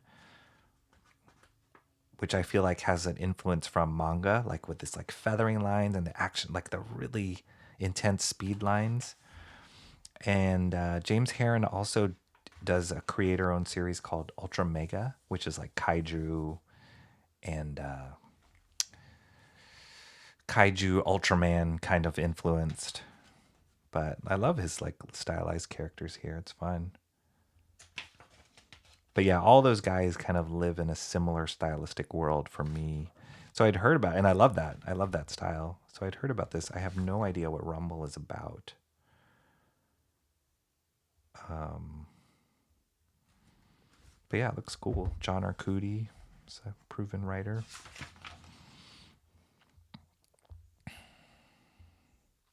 What is up, K-pop junkie? You're not streaming right now? You're like streaming all the time, every time.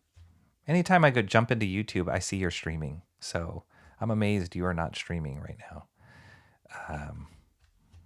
You've got that hustle, that stream hustle on tap right now. This is my second stream today. So yeah, the first stream that I did this morning, I was looking at unboxing some stuff. And this stream, I'm just going over the books that I got from the comic book store and also the library. We're in the library section now. A few more books from the library, and then I'll be done. But yeah, I've never read Rumble before, but it looks cool. The artwork looks great. I don't know what the concept is. Some weird demigod or something. Weird characters, crazy weird animals, monsters. James Harren draws great monster designs from what I've seen. Actually, his monster designs reminds me of an artist that I know named Derek Thompson, who used to work for Lucas ILM, and then he moved over to Pixar and became a storyboard artist of all things. He was a designer at ILM, but his forte was like monsters.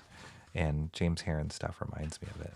If I can remember in a second after I flip through this, I might have a sketchbook of Derek's that I can pull out. And he goes by the handle Derekmonster, which makes sense when you see his work.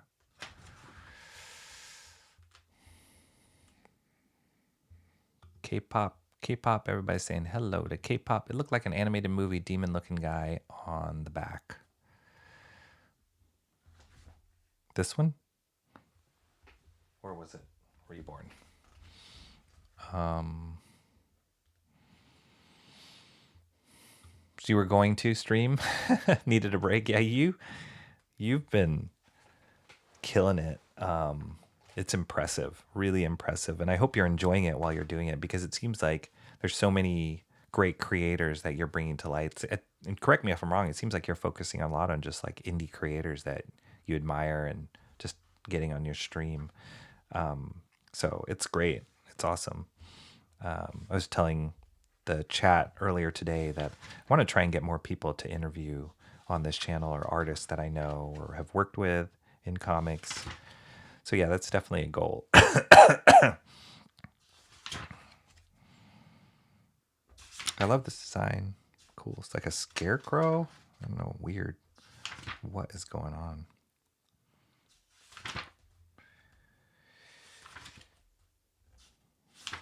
A lot of weird creatures. It's cool. Definitely worth pulling off. But yeah, I think there's like tons of volumes of this. So must be an ongoing story of some sort.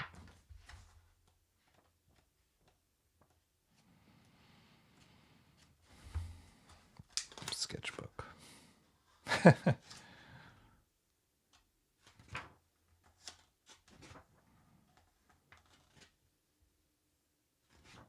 Seems like they deal with like mythology. Actually, some of these monster designs remind me of Oblivion Song. Oh, coming off of BPRD. Lovecraftian, yeah, definitely has that feel.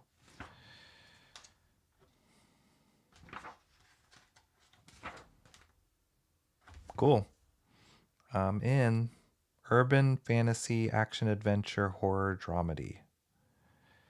That's a lot to fit in there. But it's cool. Let me go see if I can find Derek Thompson's sketchbook. I'll be right back. Let me switch. I'm going to switch my angle for the heck of it. Ta-da!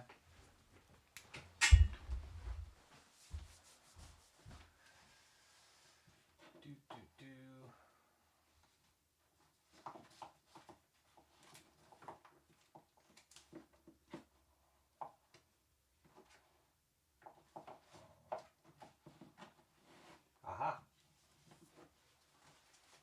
Oh, that's another artist I should ask. Huh.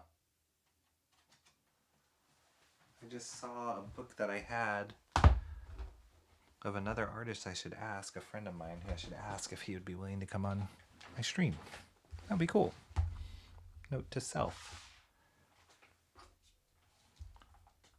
Call Tony. All right, here's Derek Thompson's. This came out in 2004. And like I said, he goes by Derekmonster, but these are his monster designs. Oh, that's a cool sketch he did in there.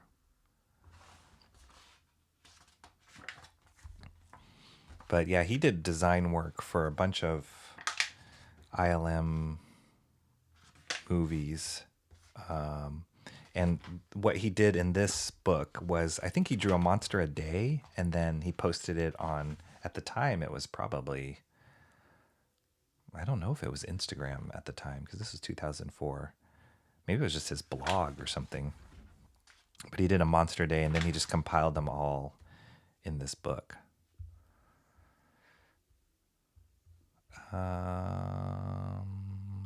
Dual streams. Yeah, it's the first time. First time I tried it. That's good. Never cross streams. Yeah, that's right. Learned that from Ghostbusters. Why come you're not streaming? K-pop. I like the cat. Yeah, cat's good. My guess is James Harren owns a cat. But look at these great monster designs for Derek.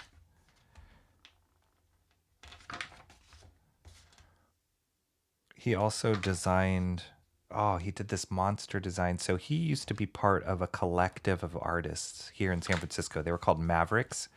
And the guys that were part of that collective were all incredible guys, super nice. One of them was Robert Valley, who is this phenomenal animation director and artist. Oh, dang, I wish I could show. I guess I could take it off. And I think I must have mentioned Robert Valley. He also does comics. I'm pretty sure he worked on Gorillaz, the animated music video Gorillaz. He was one of the main designers. I think I showed Robert Valley's Wonder Woman design before. I have a little statue of that. I think I did. But Robert Valley was also the main character designer on Tron. Not the movie, Tron, the animated series on Disney, which was awesome. It was so good. I think Disney didn't know what they had when they had Tron, because the designers they had on that were killer. Like, even actually, I'd mentioned this morning Eric Canetti. He got his start as a storyboard artist on Aeon Flux. Robert Valley was also a storyboard artist and an animator and designer on Aeon Flux, and those two met. And then Robert Valley, several years later, ended up being the lead character designer on Tron. And Tron, what was it? Tron. What was the second part of that name? Tron. Memory fading. Tron. Disney series. Was it Legacy? Tron Uprising. And so Robert Valley ended up being the lead character designer of that, and Eric Canetti was one of the storyboard artists on it. And the art director on Tron Uprising was a guy by the name of Alberto Mieglo. Once in a generation artist. And he was the main guy who developed the look of Spider-Verse, the Spider-Verse movies. He didn't work on them. He was in development on them, and the stuff that he did for that was unbelievable. And I would say what they did on Spider-Verse was like probably 80% was Mieglo's work. But yeah, he was the art director on Tron Uprising. So that show for Disney as a TV show looked like $1 million, and it literally was $1 million. I think I had heard that they spent $1 million per episode on that because the level of talent that they had on that show was phenomenal. So all that being said, Derek Thompson was in the same artist collective as Robert Valley, and he even worked with him on several projects, designed some monsters for him on one of the projects he did for Netflix. Yeah, they're good buddies. And Derek, as far as I know, Derek's still at Pixar as a storyboard artist. But see his monster designs? This is why they reminded me of James Harren stuff.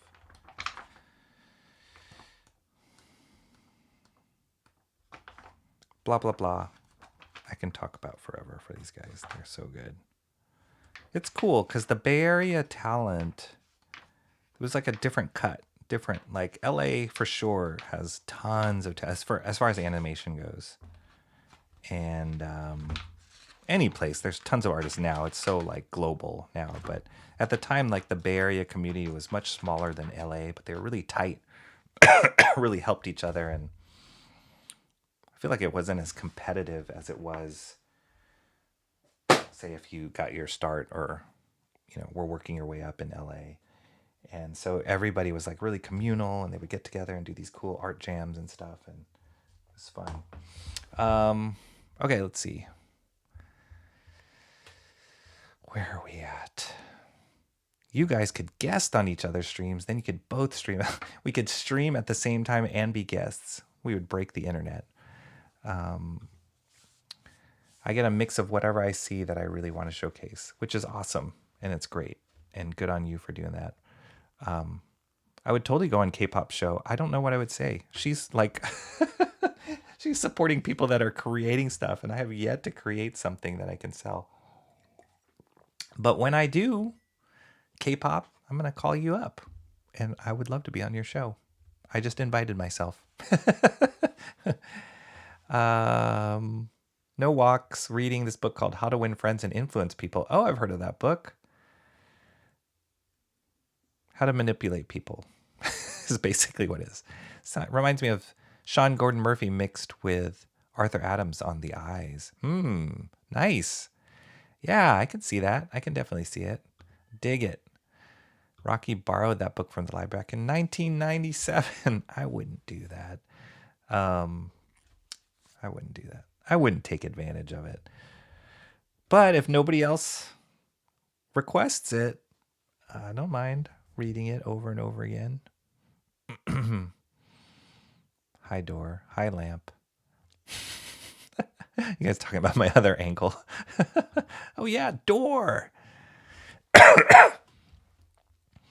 Some of those monsters look cute. Yep, it's kind of a cute, creepy MySpace. I don't know if Derek was posting it on MySpace. Good Lord. MySpace. That was I hated MySpace. That was a mess. I know it was really popular, but I just hated the look of it. I needed like the uniformity of Facebook yeah, MySpace was a mess. Okay, guys, talking about walking. Awesome. Getting your exercise. I like that it teaches about listening to others, trying to understand their perspective and trying to be right all the time. I like the Gorillas art style. Oh, I know. I could show you something really quick from... You guys would appreciate appreciate this. I don't think I showed this at all. These are original storyboards from Tron Uprising by Robert Valley. And the awesome thing about this is how Robert Valley worked. He used a really fine mechanical pencil. He did not draw on any kind of standard templatized storyboard pages. He would just draw on an 8.5 by 11 piece of copy paper and then just like draw his border and then kind of draw his characters. And all his stuff looked like this. And it was just kind of on different scraps of paper, but it was like incredible. I think Robert Valley probably, I've heard people say that he probably had some sort of photographic memory, because the way that he would draw he would just kind of start here, and he wouldn't like, oh, sketch a circle here, rough out, and then flesh it out, and then tighten up. No, he'd just kind of start in one corner and then just kind of make his way across. But it would be this like incredible perspective. And I feel like he saw the world in like a wide angle lens, because that's how a lot of his stuff looked. But yeah, I love Robert Valley's artwork. Huge influence on my own work. Incredible dude. Super nice, super kind. And I totally lucked out by getting this page from him. That's his stuff. I do have one of his books. Maybe I'll pull that out in a second. Please hang. He did a comic book. He did a comic book on Kickstarter. Okay, I gotta pull this out now. It's too good.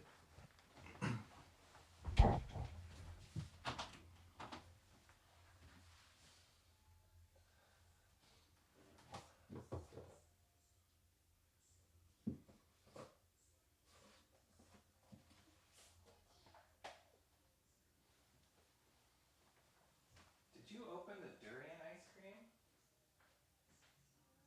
Huh? Did you open the durian?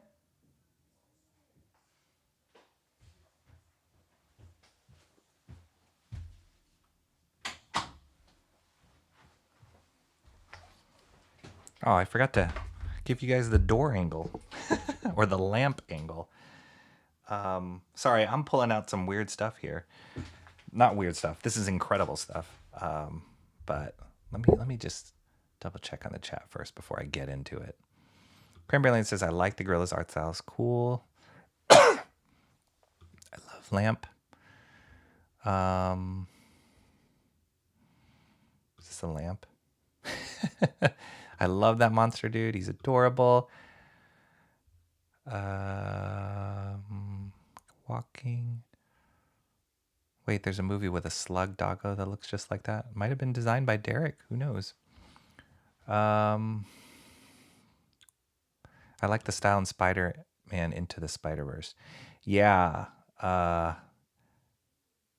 Alberto is, he's on another level. I don't even know how to explain his work. It looks like it's photographs moving, and it's not. The guy is like painting. He's a unbelievable painter and a really great filmmaker, and everything that he does has this high level of design. I remember I met him once, and it was when he was working on Tron, and I met him at Comic-Con. And I actually was talking with Robert. That's how I met him, because I knew Robert already. And Robert introduced me to Alberto, and he was really young. And he was like, he's the art director, and he's like this phenomenal guy, this genius. And I was like, well, if Robert Valley, who I think is a genius, is telling me this guy's a genius, he must be good. And he really, really is good.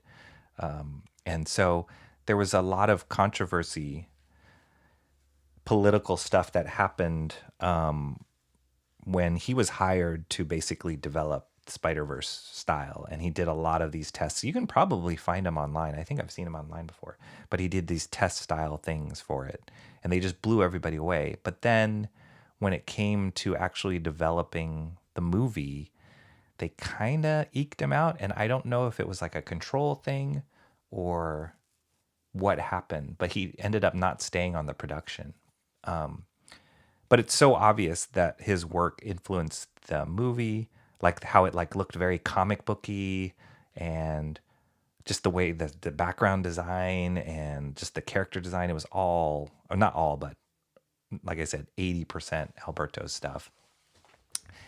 And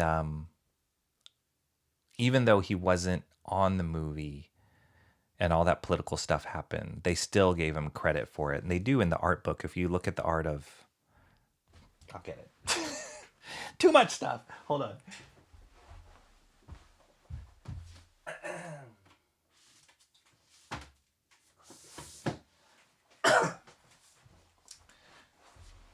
Okay, I'm going to put you guys to sleep or inspire you.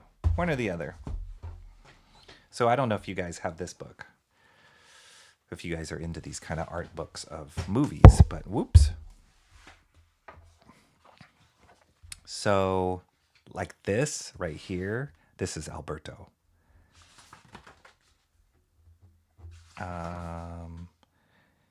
And here, this is Alberto. Like, how do you even explain this of how good that is? It looks real, but it looks really stylized. This is not Alberto.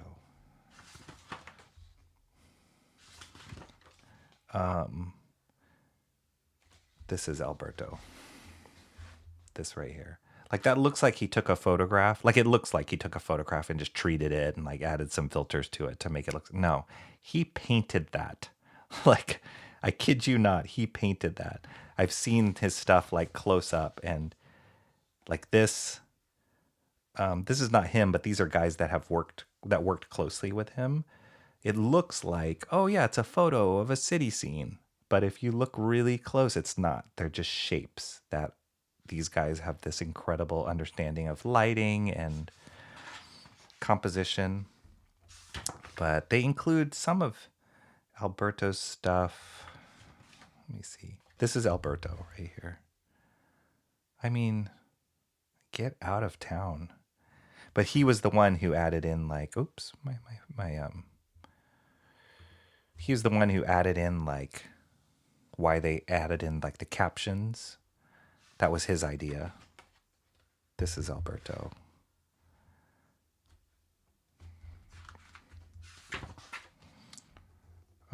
And he did this one moving test, which this is Alberto. Like, that's so cool. So cool. Like, it's so, I don't know. I don't even know how to describe it. It looks so real, but not, you know what I mean?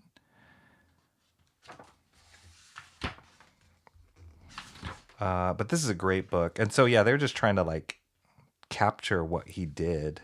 The artist on it tried to capture what it is. This, I'm pretty sure this is Alberto right here. This design. And then, you know, they made it more animatable. That's Alberto. Like, here's a full body of that. I don't know. Every time I see this, it's just like he's from another planet of how good he is. And that's what the final design went, which was great. It was cool. But, I mean, look at that original design. There's something like, holy moly. And I kind of wish that he was on the movie the whole time. Because, you know, I think he would have, as great as the movie looked, and it was great, I think he would have added a whole nother level of sick design to it. Yeah, just trying to see if they had any more Alberto. Yeah, this is Alberto. It's when they was trying to figure out Gwen Stacy. I mean, look how much character is in that. That is beautiful. And I've seen he does like these huge life-size traditional paintings, just figure paintings, models and stuff, and it's like, it's unbelievable. This is Alberto. So you're like, yeah, he took a city photo and, you know, just treated it. Nope. He painted this with shapes digitally.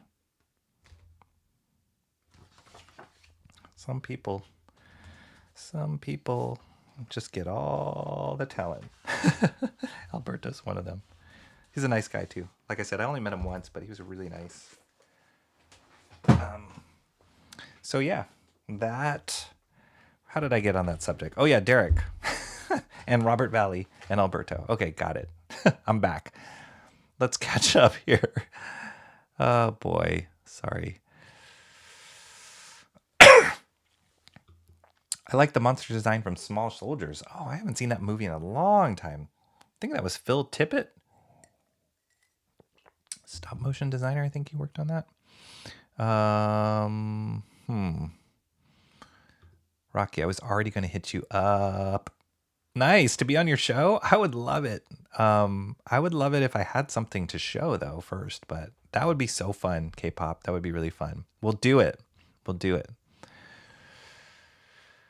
How to Win Friends and Influence People is a book many successful people have used. Yes, they probably have a lot of influence and a lot of friends too, if I'm gonna guess. We Can Do It. Cran, super underrated movie. Small Soldiers. I remember when that came out. Yeah, it was kind of a different. That one, it didn't quite hit the mark for people, but it was cool. Rocky stole one of his pages. No, I didn't steal one of Robert's pages. I bought it from him. Here we go. We'll talk about Robert. This is it, Robert Valley. So you guys saw that page from Tron, right? This is Robert Valley's stuff. And his how he sees the world is like, again, one of those people that you're like, what? Like, how do you do this? He's got this great sense of likeness, but then really, really graphic treatment. Like I said, I think he sees the world in fisheye because he's not using any reference from this. This is all coming out of his brain. Like he'll sit there and sketch, like if he was sitting on a plane, he would sketch this and it would have this incredible fisheye perspective, like perfect. So yeah, and then he does this really loose kind of pencily slide. He's a great director. He's got a great sense of timing, great sense of animation. Funny as all get out. Really cool dude. Never had an ego about himself at all, even though he should. Yoink. But this story is like a really personal story of him. It's called Pear Cider and Cigarettes, and he did a Kickstarter for it. And then he also did a short film based off of this story. And it's about a friend of his that he knew who had an addiction, and he was just trying to help him kind of get out of this addiction, and just watching him spiral in his life. And so he did a short film on this based off this comic book, and that short film got actually nominated for an Academy Award. So, and when he got nominated for an Academy Award, he didn't even go. He was like, whatever. Like, he didn't care. Like, Robert is not fazed by fame or anything. He just wants to like work hard and do good work, do interesting work. But look at these. Like, you can see now why he was hired as like the character designer for Tron. The stuff looked like this on Tron, if you haven't seen that show.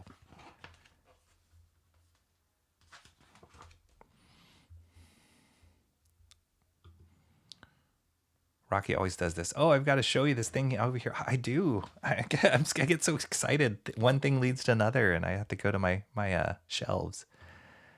Burn the Rockies made of wood. That's what I like about being in here. I hope it's because I go on all these tangents about stuff that I have. Because yeah, it's really fun.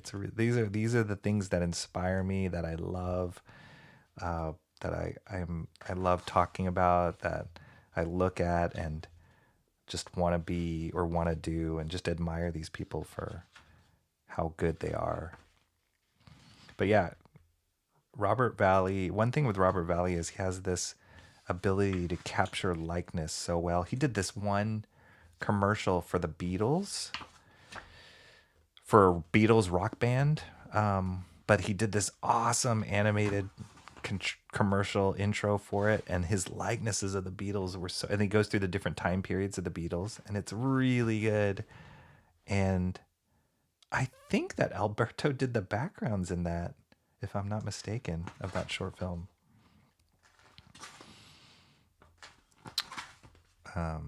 So yeah, this is Robert Valley stuff. Look at that. Holy cow. Look how simple that is, but like how crazy, wonky, beautiful.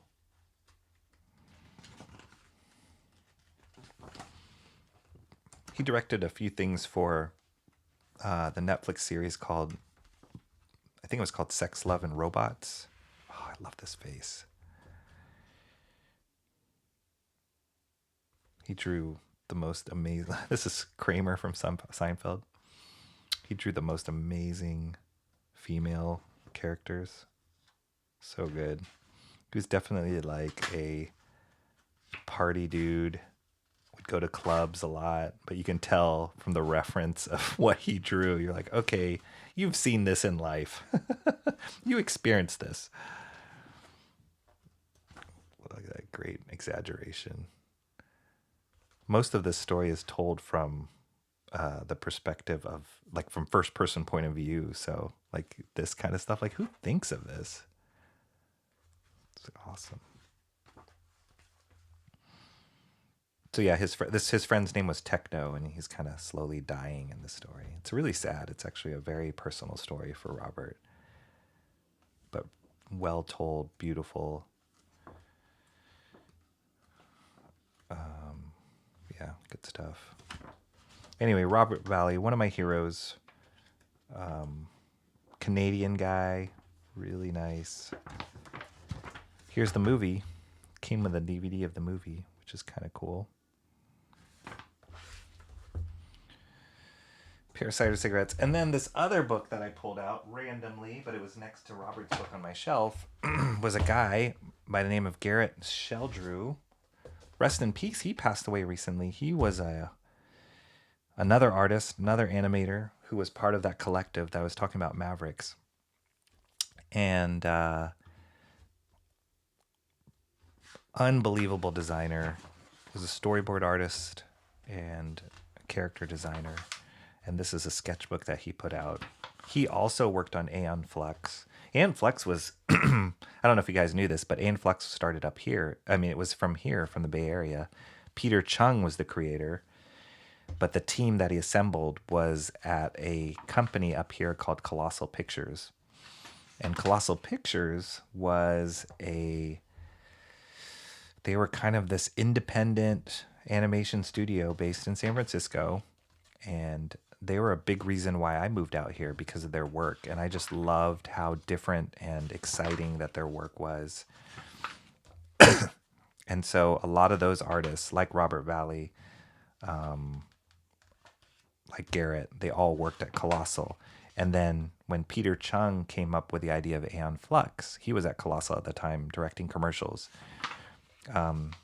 He came up with Aeon Flux, and that was pitched to MTV at the time. Do you guys know MTV? They had a program called Liquid Television, which was experimental animation. Liquid Television is where Beavis and Butthead came out of, the Max. They had a show called The Head, and Aeon Flux was one of their top shows. And so Garret was one of the main designers and animators on it, and he just had a beautiful sense of appeal to his work.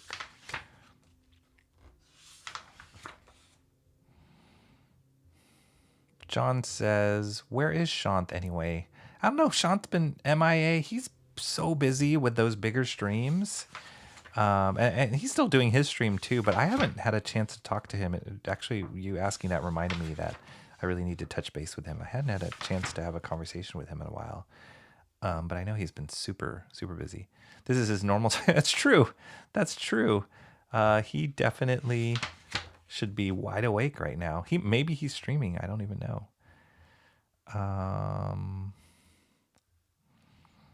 So he's talking about the Slug Dog. John Carter, the Jumbo Pug. Also an underrated movie. The John Carter movie. I gotta watch that movie again.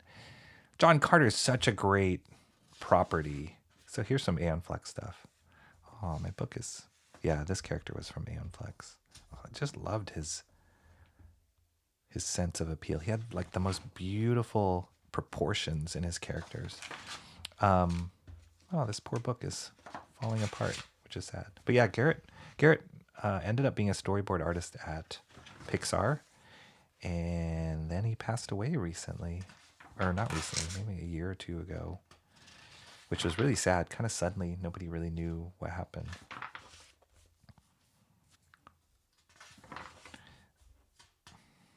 I haven't looked at this sketchbook in a long time. It's blowing me away. So the John Carter movie. So I had high hopes for it because Andrew Stanton was the director on that movie. Andrew Stanton directed one of my favorite Pixar movies of all time, Finding Nemo. And I had high hopes for him directing John Carter. But I don't remember being that excited about it after I saw it. I don't know why. I'll have to watch it again. It didn't quite hit for me. But I do remember that dog character. And do you guys remember that there was a dog character kind of like that in The Valerian? Did you guys ever see that movie? That movie I actually enjoyed more than I thought I would. But they had a cool, like, how many-legged dog in that one. That was kind of crazy. Edgar Rice Burroughs was so ahead of his time. The world building he did was insane for being in the time he was. It's true, yeah. I heard rumors that they were going to remake John Carter, but I don't know how true that was. Should have had a second one. The title probably sounded boring, though. It does look like a mix of realism and a stylized look. Yep. Welcome back, Rocky. Wow. Is that on the Robert Valley work? I have Robert Valley. I have two series. One that is just an artist-creator interview, and one that is campaign promos. Oh, okay. Okay. No, we'll do it, K-pop. I just feel like I need to have something to promote. But that would be fun. That would be really fun, actually. So if the chat ninja reads How to Win Friends, will she become even more chat ninja? Maybe? Katie! She's back. Is this daytime for you, Katie? Does this time work better for you? How are you doing? Stream number 2 for me. Just going over some random stuff that I love. One conversation connected to the other, and here we are. I'm looking at a sketchbook by an artist by the name of Garret Sheldrew. Yeah, great stuff. Sorry, I'll just kind of bounce through here. I love seeing these sketches too. Beautiful, beautiful, beautiful. There it is, Maverick Studios. Awesome. Okay. That's cool. That's something you guys wouldn't normally see. So hopefully that's refreshing. Everybody's saying hello to Katie. Lighting and expressions are fabulous. That must be the Robert Valley stuff. Definitely. Gorgeous. Holy moly.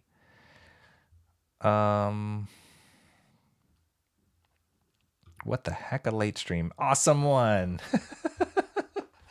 I said I'd do it. I did it, man. I did it.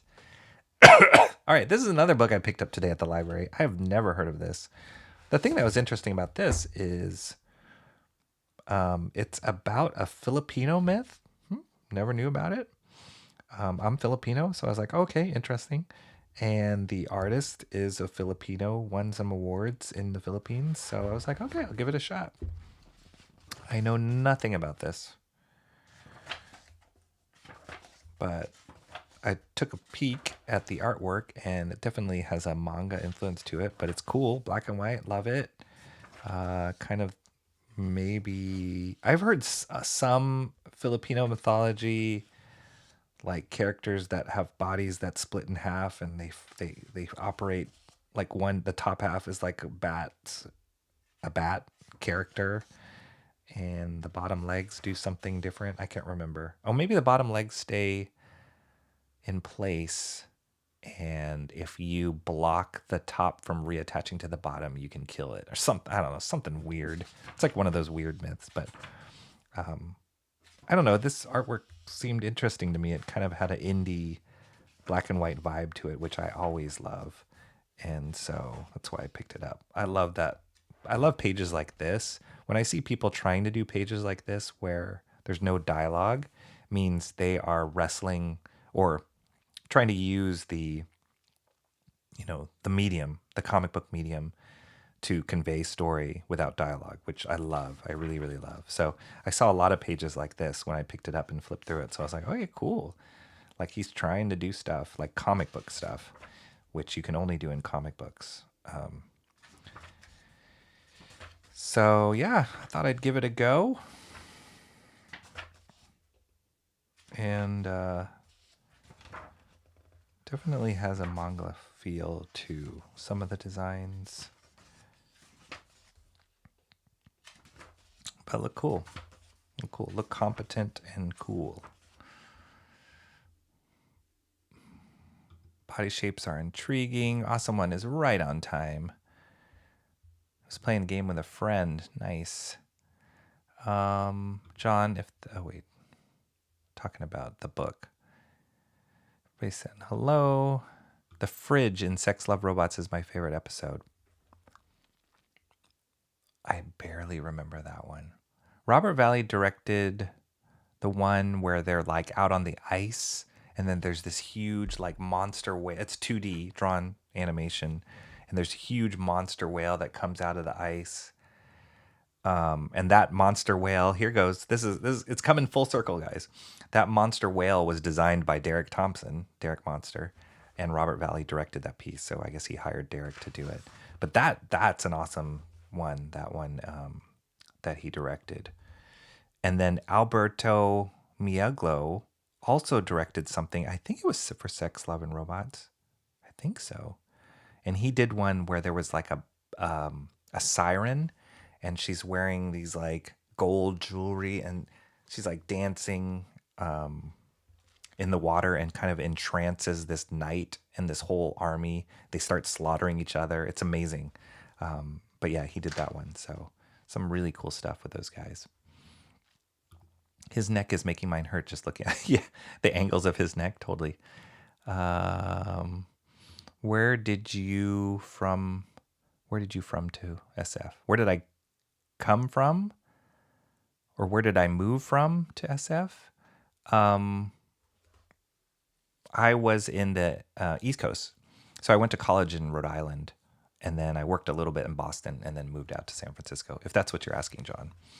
And that was I moved out in San Francisco in late 90s. Yeah. Can't find my community tab to make a poll about Sammy streaming. Cranberry Langer says, I knew Peter Chung was the creator, but didn't know Ann Flux was started in the Bay Area. Yep. Yeah. Peter Chung went to Cal Arts, but then he moved up here to San Francisco and worked with Colossal Pictures. Directed a bunch of commercials, then pitched Aeon Flux. Aeon Flux became a huge hit. Then he moved down to LA and started a company he's Korean, and he started a company with a Korean animation studio. And they worked on The Chronicles of Riddick. Do you remember that movie with Vin Diesel? They did an animated like short film with that, and Peter Chung worked on that. Robert Valley worked on that.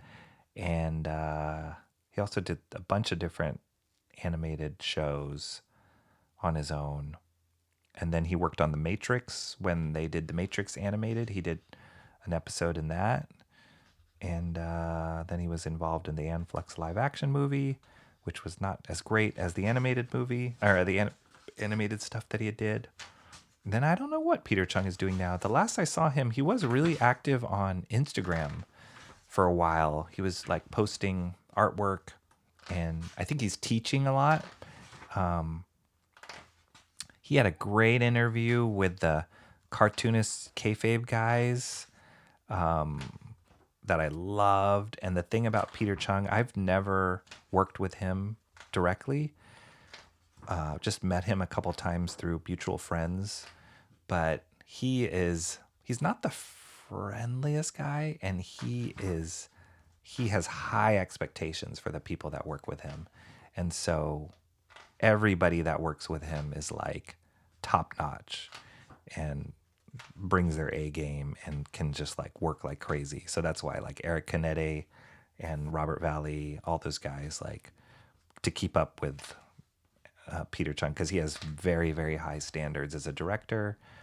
And yeah, he's not one of those guys of like, oh yeah, like everything's great and it's cool. It's like if it sucks, he will tell you it sucks. And but he's amazing, so you can't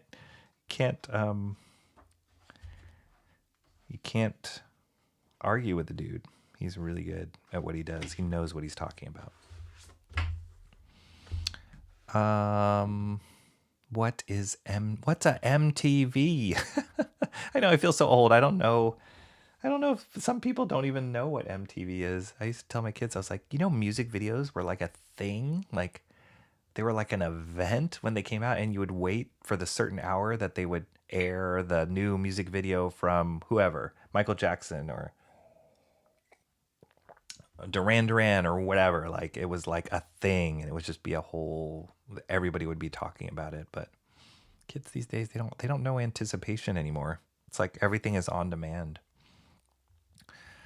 K-pop Junkie says the Max. Yeah, the Max was great. That was a great TV series trying to emulate what Sam Keith did for his book. I have the Max Artist Edition book, which is awesome. I'll pull that out another time. I won't go into that because that will spin us off into another conversation, a long conversation. I want my MTV. Yeah, the Max, Sam Keith, awesome, my guy. I know that Unhinged Jason loves Sam Keith stuff too. I think they watered John Carter down too much and diverted from the dirty too much. Yeah. Didn't click for me. I don't know if it's because it was like a jump from directing animation, which again, Andrew Stanton was phenomenal, to live action. Like I feel like that kind of overwhelmed him a little bit, but I didn't even feel like the animated stuff was that great in John Carter. I have to watch it again.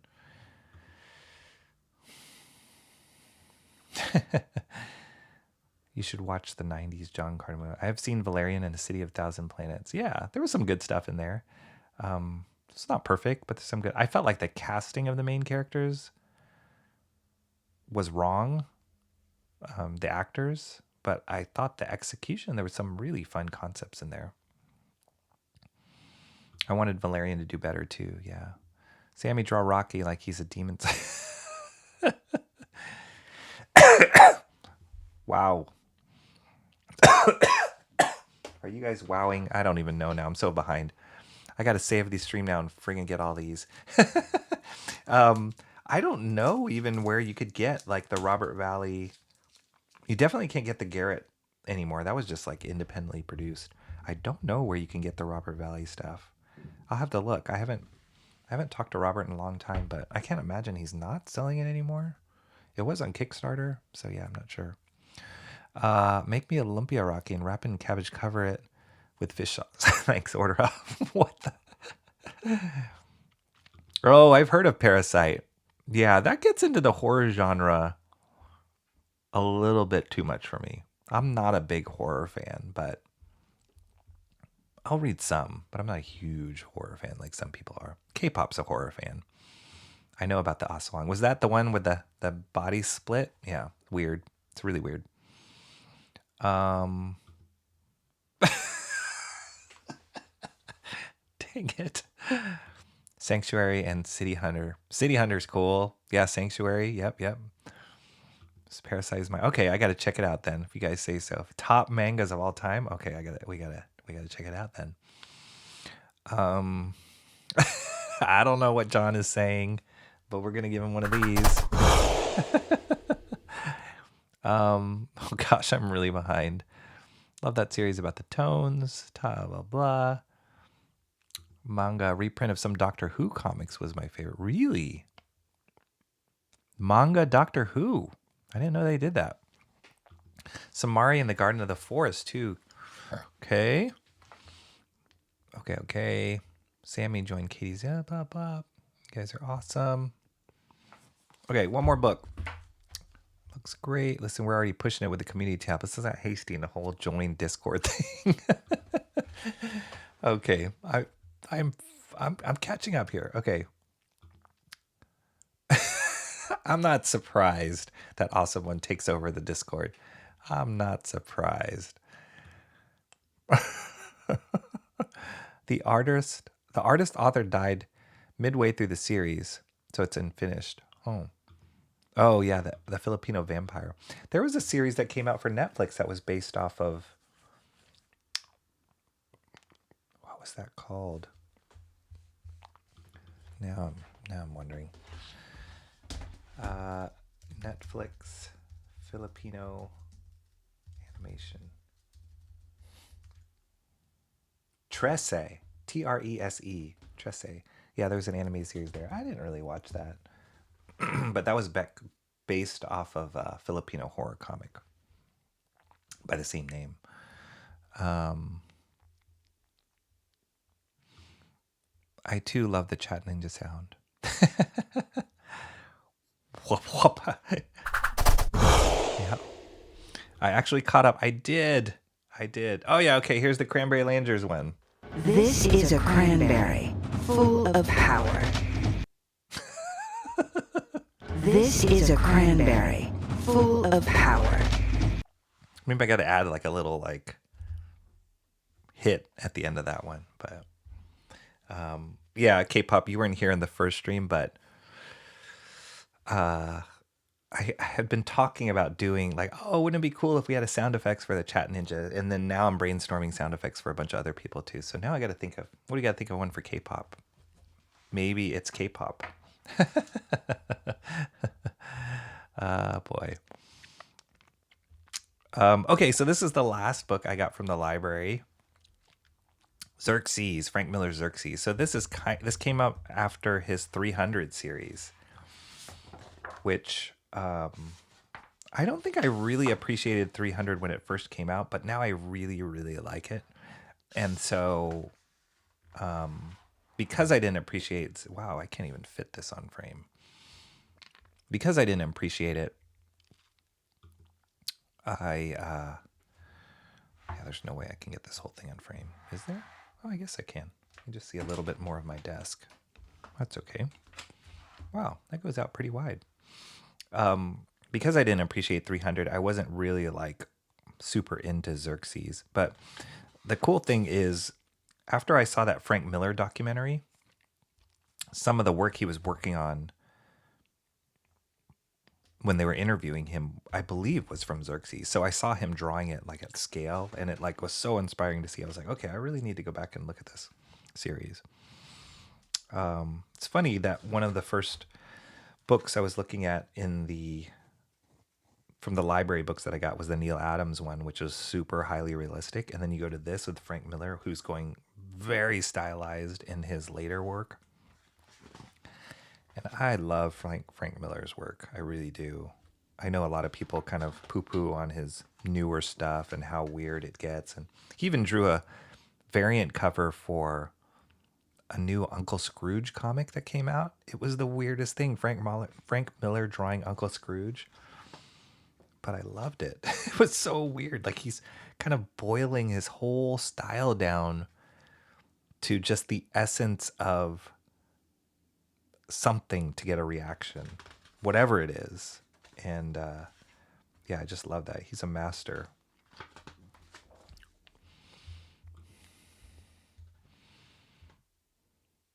K-pops would be the endless streaming sound effect.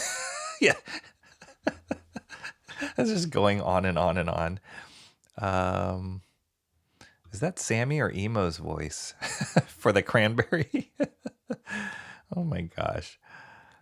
If you'll probably really like that if your movie show tastes are similar to mine, K-pop junkie. Was this today's stream? Whoops. Or wait, no, maybe it was today's stream. What is that? I'll have to look at that. What is that? Oh, the Ocean Spray commercial. I think that's probably the one that I grabbed. Hilarious. VacTube was a channel that for months used a soundboard every 3 seconds for months. Like literally for months? That's crazy. I remember a long time ago when soundboards were kind of a thing. Somebody had created a soundboard for like every Arnold Schwarzenegger clip from different movies, and you could like have conversations using it, and people would use it like on the phone talking to like customer service reps. It was amazing. I wish I could find that. I'm sure I could find that somewhere.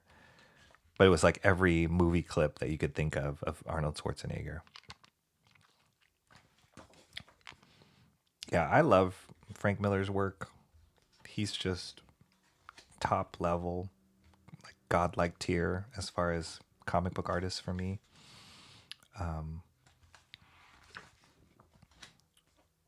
He just has a way with using the panel and different techniques in comic book creation to tell you a story.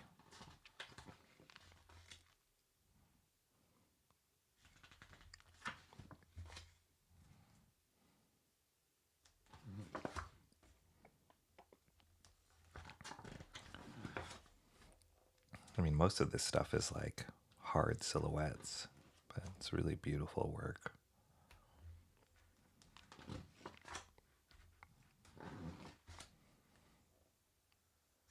It's great. And at least from what I saw in the documentary, some of these were like really big, the way that he worked on these.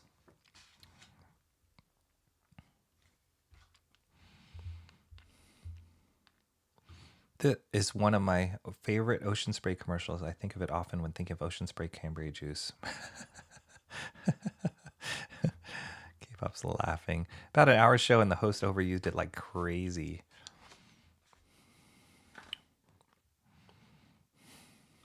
What are you talking about, cranberry? What the heck are you talking about? Okay. Yeah, these are awesome layouts. Awesome spreads. Definitely lives in that 300 world.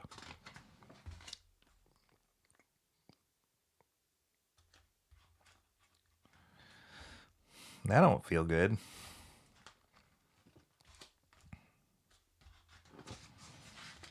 Anyway, cool. I mean, if I really like the story, I'll read through it. I would probably buy this. I do have 300 already. I have most of his work. I have his book. I've pulled it out before, his Holy Terror book, which is a very controversial one. And he talks about it in that documentary, how controversial it was. Because it was very political. It was kind of his reaction to 9/11. But I just love that he could express himself that way through comics, through the medium that he's good at, and definitely gained a reaction. It was great. So impactful.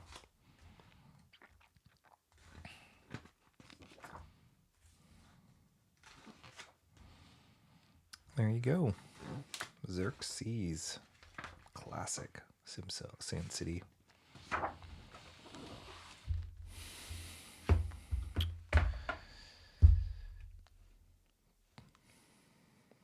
This whole book looks like everyone is Warlock from New Mutants. Kind of. Yeah, with like the black and the like bits and pieces. Look like circuitry a little bit. He's supposed to be working on a new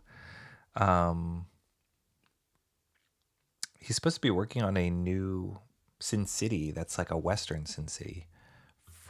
He advertised it in his Ronin Volume 2 book. He advertised it, and during that documentary, Rosario Dawson asked him about it because she had heard about it, and he kind of hinted that he is working on it. So, I don't know, let's see. Bring it on, Frank Millar. Love it. All right, well, that is my crazy haul from today. My gosh, I can't believe I streamed twice. Can't believe I streamed for so long. But that was fun. That was kind of like last week was a little slow with what I got. I don't think I even picked up much. I just picked up Scarlet and that Delkion Pit Darkness book. But this week I picked up all those books and then went to the library and picked up a lot more. So I'm all stocked up for what, and I still haven't finished the other books that. What is that? Oh yeah, I forgot this one book. Well, I'll save it for another time. I've kept you guys long enough. I picked up a Tim Sale book. It's a Captain America White book. But we'll talk about that another time. But yeah. Oh, hello, Peter Watts. How are you doing? What could be cool? We talking about the Sin City Western? Welcome.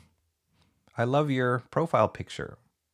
Is that Locke from Lost? Because I love Lost. Lost was great. Sorry to miss the whole thing. No problem. Thanks for showing up, though.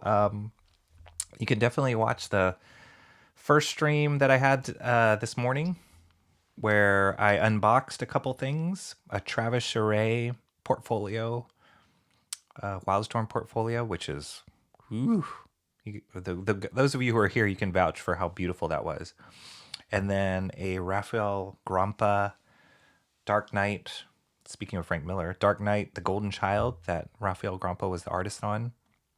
But I unboxed the French version that I just got, which is not only the book in a hardcover format, but it's also black and whites of it, which I love seeing in comic art. So yeah, check that out. That was this morning's stream. And then just went through all the books that I picked up this Wednesday. I try and do that every Wednesday to go over the comics that I pick up from the store. And then, whoa, I just killed a moth. Moth murder on stream. Where'd that guy come from?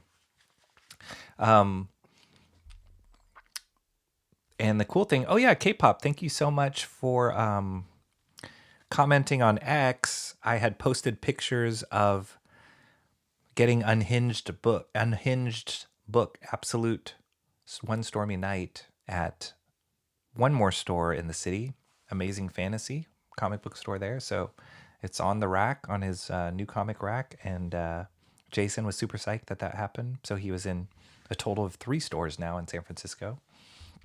So yeah, that was fun. It was fun to kind of fit that in and get that done today. So lots happened. But hello, Peter Watts. I hope we'll see you again. Everybody's saying hello. The Western thing. Yeah, that'd be cool to see what he could do with Sin City Western. That would be really cool. It's Peter Watts from Millennium. So yeah. Oh, okay. Gotcha. Oh, ha. I get it now. Awesome. Let's see. Let me just catch up here and then we will say our goodbyes.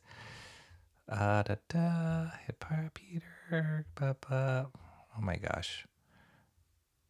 I think we caught up. It was gorgeous. Truly beautiful. You're a Moth star, Rocky. Awesome. Moth has returned to Rocky's desk. RRP. John said good haul. Yeah, it was a lot. But yeah, there we go. That's it. So anyway, thanks everybody. We'll give you a last one. Cranberry sound effect. This is a cranberry full of power. For my man, Cranberry Landers. One more for Chat Ninja Comrade Sammy. And we'll start working on the next ones. There's a few more. John, you're up, man. I gotta get one for John going. Emo Trash. Awesome one. All you guys. Mark's Music Obsession. Gotta get you guys all. Oh, I just killed another moth. What is going on? I'm getting attacked. All right. All right, I'm tired. All right, cool. Anyway, thanks everybody for coming in. Hope to see you next time. Stay tuned next week. We'll have some more Wednesday. Definitely Wednesday. I'll try and stream again, if not sooner. But thank you guys all for showing. Hope you enjoyed that. Hope you enjoyed the books here. Got a little enjoyment for your to close off your Wednesday and just talk comics. So appreciate all being here. Stay for the credits. Comrade Sammy, first one in.